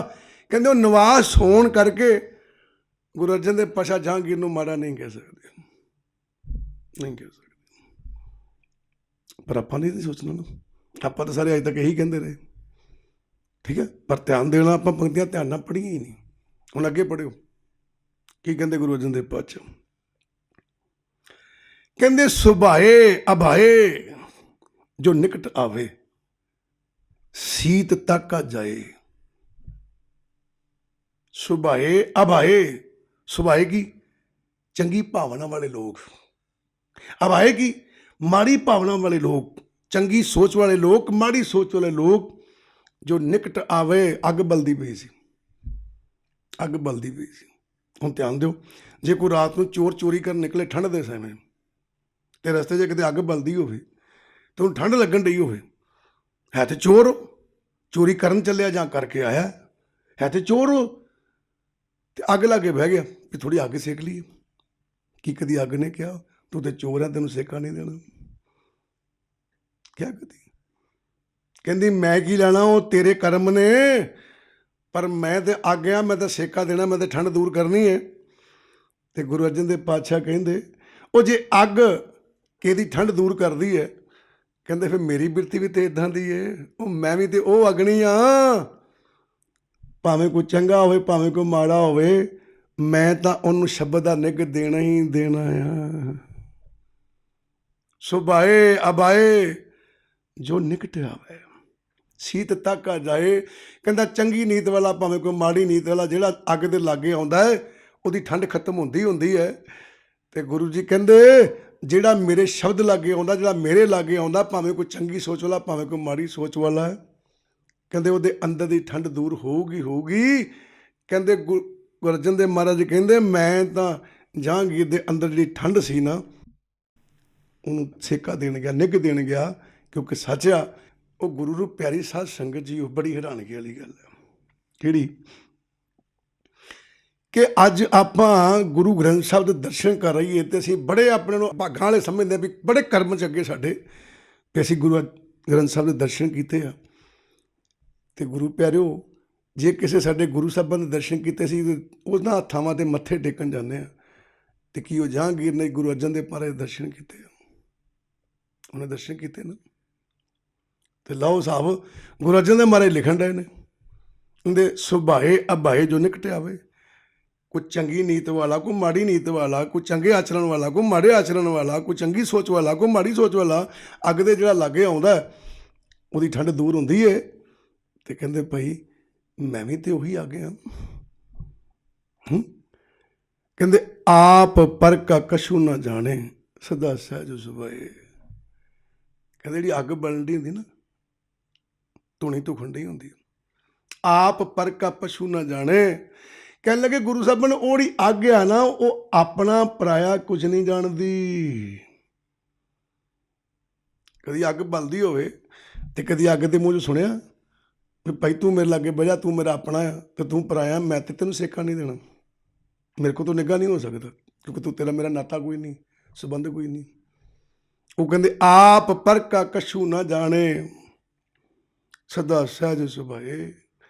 ਕਹਿੰਦੇ ਉਹ ਅਗਨੀ ਆਪਣਾ ਪਰਾਏ ਬਾਰੇ ਕੁਛ ਨਹੀਂ ਜਾਣਦੀ ਕਿਉਂਕਿ ਸਦਾ ਸਹਿਜ ਸੁਭਾਏ। ਸਹਿਜ ਕਹਿੰਦੇ ਆਤਮਿਕ ਅਡੋਲਤਾ, ਸੁਭਾਏ ਕਹਿੰਦੇ ਪ੍ਰੇਮ। ਕਹਿੰਦੇ ਉਹ ਜਿਹੜੀ ਅੱਗ ਬਲਦੀ ਆ ਨਾ ਉਹ ਹਮੇਸ਼ਾ ਆਤਮਿਕ ਅਡੋਲਤਾ ਵਿੱਚ ਔਰ ਪ੍ਰੇਮ ਦੀ ਬਿਰਤੀ ਵਿੱਚ ਰਹਿੰਦੀ ਹੈ। ਉਹਨੂੰ ਕਿਸੇ ਨਾਲ ਨਹੀਂ ਮਤਲਬ ਕਿ ਕੁਝ ਚੰਗਾ ਆਇਆ ਕੋਈ ਮਾੜਾ ਆਇਆ। ਗੁਰੂ ਪਿਆਰੀ ਸਾਧ ਸੰਗਤ ਜੀਓ, ਧੰਨ ਗੁਰੂ ਅਰਜਨ ਦੇਵ ਮਹਾਰਾਜ ਜੀ ਬੜੀ ਉੱਚੀ ਬਿਰਤੀ ਦੇ ਮਾਲਕ, ਪ੍ਰਤੱਖ ਹਰ ਸੰਸਾਰ ਨੂੰ ਸਮਝਾਉਣ ਲਈ ਆਏ ਔਰ ਸੰਸਾਰ ਨੂੰ ਸਮਝਾਉਣਾ ਕੀਤਾ ਕਿ ਦੁਨੀਆ ਵਾਲਿਓ ਇਹਨਾਂ ਦੁੱਖਾਂ ਮਗਰ ਨਾ ਭੱਜੇ ਫਿਰੋ, ਵੈਰ ਵਿਰੋਧ ਮਗਰ ਨਾ ਭੱਜੇ ਫਿਰੋ। ਅਸੀਂ ਵਿਚਾਰ ਨਹੀਂ ਕੀਤਾ। ਆਪ ਜੀ ਪੜ੍ਹਨਾ ਬਾਣੀ ਚੋਂ, ਬਿਸਰ ਗਈ ਸਭ ਤਾਤ ਪਰਾਈ ਜਬ ਤੇ ਸਾਧ ਸੰਗਤ ਮੋਹਿ ਪਾਈ ਨਾ ਕੋ ਬੈਰੀ ਨਹੀਂ ਬੇਗਾਨਾ ਸਗਲ ਸੰਗ ਹਮਕੋ ਬਣਿਆਈ। ਤੇ ਆਪਾਂ ਵਿਚਾਰ ਕਰਿਓ ਭਲਾ, ਉਹ ਤੇ ਕਹਿਣ ਡਿਆ ਬਿਸਰ ਗਈ ਸਭ ਤਾਤ ਪਰਾਈ ਜਬ ਤੇ ਸਾਧ ਸੰਗਤ ਮੋਹਿ ਪਾਈ। ਜਿਸ ਪ੍ਰਾਣੀ ਨੇ ਸਤਿਗੁਰੂ ਦੀ ਸੰਗਤ ਹਾਸਲ ਕਰ ਲਈ ਹੈ, ਜਿਹਨੂੰ ਪਹਿਲੀ ਗੱਲ ਤੇ ਤਜਰਬਾ ਵੇਖ ਲਓ, ਕਿਸੇ ਨੂੰ ਪੁੱਛਣ ਨਾ ਜਾਓ। ਕਈ ਵਾਰੀ ਨਾ ਆਪਾਂ ਦੇਖਦੇ ਹਾਂ ਕਿਸੇ ਨੂੰ ਜਾ ਕੇ ਕਹਿੰਦੇ ਹਾਂ ਵੀ ਭਾਈ ਸਾਹਿਬ ਵੀ ਮੈਂ ਤੇ ਗੁਰੂ ਦੀ ਸੰਗਤ ਬੜੇ ਚਿਰ ਦੀ ਕਰਦਾ। ਕਿਸੇ ਨੂੰ ਨਾ ਦੱਸਿਓ ਨਾ ਕਹਿਣ ਦੀ ਲੋੜ, ਆਪਣੇ ਆਪ ਨੂੰ ਤੋਲ ਕੇ ਵੇਖ ਲਿਓ। ਜੇ ਤੇ ਤੁਹਾਡੀ ਆ ਬਿਰਤੀ ਬਣ ਗਈ, ਉਹਨਾਂ ਨੇ ਪਹਿਲੀ ਅਵਸਥਾ ਲਿਖੀ ਹੈ ਬਿਸਰ ਗਈ ਸਭ ਤਤ ਪਰਾਈ, ਕਿ ਪਰਾਈ ਈਰਖਾ ਹੀ ਖਤਮ ਹੋ ਗਈ। ਕੋਈ ਈਰਖਾ ਨਹੀਂ ਮੇਰੇ ਅੰਦਰ। ਕਿਹੜੀ ਬਈ ਕੋਈ ਸੁੱਖ ਭੋਗਣ ਡਿਆ ਕੋਈ ਦੁੱਖ ਭੋਗਣ ਡਿਆ, ਮੈਂ ਕੀ ਲੈਣਾ?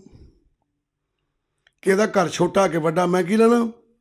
ਕਿਸੇ ਕੋਲ ਧਨ ਬੜਾ, ਕਿਸੇ ਕੋਲ ਗੱਡੀਆਂ ਬੜੀਆਂ ਨੇ, ਕਿਸੇ ਕੋਲ ਜ਼ਮੀਨ ਜਾਇਦਾਦ ਬੜੀ ਹੈ, ਕਿਸੇ ਕੋਲ ਸੁੱਖ ਬੜਾ ਹੈ, ਮੈਂ ਕੀ ਲੈਣਾ? ਕਹਿੰਦਾ ਕਿਉਂ? ਕਹਿੰਦਾ ਮੇਰੇ 'ਚ ਪਰਾਈ ਈਰਖਾ ਰਹੀ ਨਹੀਂ, ਬਿਸਰ ਗਈ ਸਭ ਤਾਤ ਪਰਾਈ। ਕਹਿੰਦਾ ਇਹ ਪਰਾਈ ਈਰਖਾ ਮੇਰੇ 'ਚੋਂ ਖਤਮ ਹੋ ਗਈ। ਇਹ ਪਰਖਣਾ ਆਪਣੇ ਆਪ ਨੂੰ।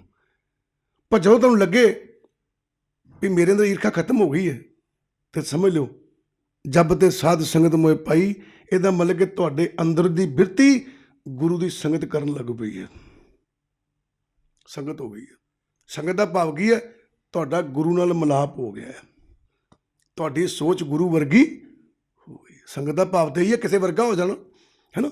ਜਿੱਥੇ ਤੁਸੀਂ ਗੁਰੂ ਵਰਗੇ ਹੋ ਗਏ, ਤੁਹਾਡੀ ਸੋਚ ਗੁਰੂ ਵਰਗੀ ਹੋ ਗਈ। ਛੱਡ ਪਰਾਂ, ਨਾ ਕੋ ਬੈਰੀ ਨਹੀਂ ਬਿਗੜਨਾ ਸਗਲ ਸੰਗ ਹਮਕੋ ਬਣਿਆਈ। ਕਹਿੰਦੇ ਨਾ ਤਾਂ ਕੋਈ ਵੈਰੀ ਹੁਣ, ਨਾ ਕੋਈ ਮੈਨੂੰ ਬਗਾਨਾ ਲੱਗਦਾ, ਮੇਰੀ ਸਾਰਿਆਂ ਨਾਲ ਬਣ ਆ ਗਈ ਹੈ। ਜਿੱਦਾਂ ਤੁਹਾਡੇ ਅੰਦਰ ਦੀ ਇਹ ਸੋਚ ਬਣ ਜਾਵੇ, ਅੰਦਰ ਦੇ ਵਿਚਾਰ ਇਦਾਂ ਦੇ ਬਣ ਜਾਣ, ਤੁਹਾਨੂੰ ਹਰ ਕੋਈ ਚੰਗਾ ਲੱਗਣ ਲੱਗ ਪਵੇ, ਤੁਹਾਨੂੰ ਐ ਲੱਗੇ ਵੀ ਇਹ ਮੇਰਾ ਆਪਣਾ ਹੀ ਹੈ, ਤੁਹਾਨੂੰ ਇਹ ਲੱਗੇ ਵੀ ਯਾਰ ਮੇਰਾ ਇਹਦੇ ਨਾਲ ਨਾਤਾ ਹੈ ਕੋਈ, ਉਦੋਂ ਤੁਸੀਂ ਆਪਣੇ ਅੰਦਰੋਂ ਸਮਝ ਲਿਓ ਕਿ ਤੁਹਾਡਾ ਸੰਬੰਧ ਗੁਰੂ ਦੇ ਚਰਨਾਂ ਨਾਲ ਜੁੜ ਗਿਆ ਹੈ। ਤੇ ਜੇ ਅਜੇ ਬਿਰਤੀ ਨੇ ਨਾ ਬਣੀ ਇਦਾਂ ਦੀ, ਐਵੇਂ ਨਾ ਜਾ ਕੇ ਪਾਡੀ ਮਾਰ ਦਿਓ ਕਿਤੇ, ਕਿ ਇਹਨੂੰ ਜਾ ਕੇ ਆਪਾਂ ਹੀ ਕਹਿੰਦੇ ਉਹ ਯਾਰ ਬੜੇ ਸਾਲ ਹੋ ਕੇ ਸੰਗਤ ਕਰਦੇ ਯਾਰ, ਐਵੇਂ ਨਾ ਕਹੋ। ਤੁਹਾਨੂੰ ਖੁਦ ਨੂੰ ਮਹਿਸੂਸ ਹੋਣਾ ਗੁਰਬਾਣੀ ਸਾਨੂੰ ਮਾਰਗ ਤੇ ਤੋਰਦੀ ਹੈ, ਗੁਰਬਾਣੀ ਸਾਡੇ ਤੁਰਿਆ ਹੋਇਆਂ ਨੂੰ ਤੋਲਦੀ ਵੀ ਹੈ, ਵਿੱਚ ਹੀ ਇਹਦੀ ਚਾਲ ਹੈ, ਵਿੱਚ ਹੀ ਤੋਲ ਆ ਦੇਖੋ ਤੋਲਿਆ ਕਿ ਜੇ ਤਾਂ ਤੇਰੀ ਬਿਰਤੀ ਇੱਦਾਂ ਦੀ ਬਣ ਗਈ ਹੈ ਤੇ ਸਮਝ ਲੈ ਤੂੰ ਤੁਰ ਪਿਆ, ਸਮਝ ਲੈ ਤੇਰਾ ਗੁਰੂ ਨਾਲ ਨਾਤਾ ਜੁੜਿਆ। ਤੇ ਜੇ ਬਿਰਤੀ ਬਣੀ ਨਹੀਂ ਫਿਰ ਤੇਰਾ ਕੀ ਫਰਕ ਪੈਣ ਡਿਆ, ਫਿਰ ਤਾਂ ਤੇਰਾ ਹਿਸਾਬ ਤਾਂ ਉਹੀ ਹੈ ਨਾ।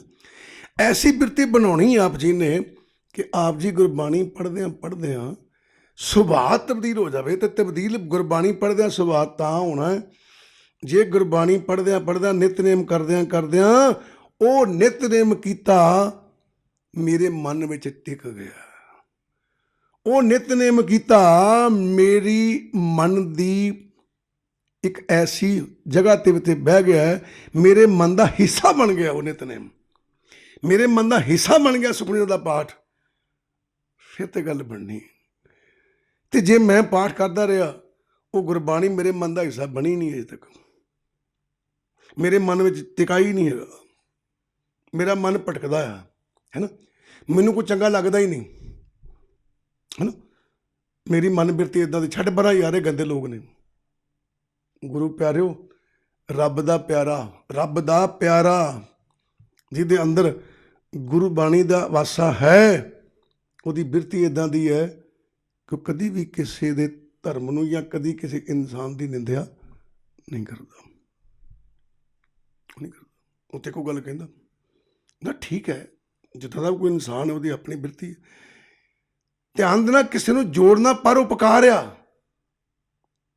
ਕਿਸੇ ਨੂੰ ਜੋੜਨਾ ਪਰਉਪਕਾਰ ਆ, ਪਰ ਧਿਆਨ ਦੇਣਾ ਕਿਸੇ ਦੀ ਨਿੰਦਿਆ ਕਰ ਦੇਣੀ ਵੀ ਤੂੰ ਤੇ ਪੁੱਠੇ ਰਹੇ ਪਿਆ, ਉਹਨੂੰ ਪਿਆਰ ਨਾਲ ਸਮਝਾਉਣਾ, ਇਹ ਇੱਕ ਸਿੱਖ ਦੀ ਨਿਸ਼ਾਨੀ ਹੈ, ਪਿਆਰ ਨਾਲ ਕਿ ਭਾਈ ਸਾਹਿਬ ਆਪ ਜੀ ਗੁਰੂ ਦੇ ਲੜ ਲੱਗੋ, ਆਪ ਜੀ ਗੁਰੂ ਵਾਲੇ ਬਣੋ, ਹੈ ਨਾ।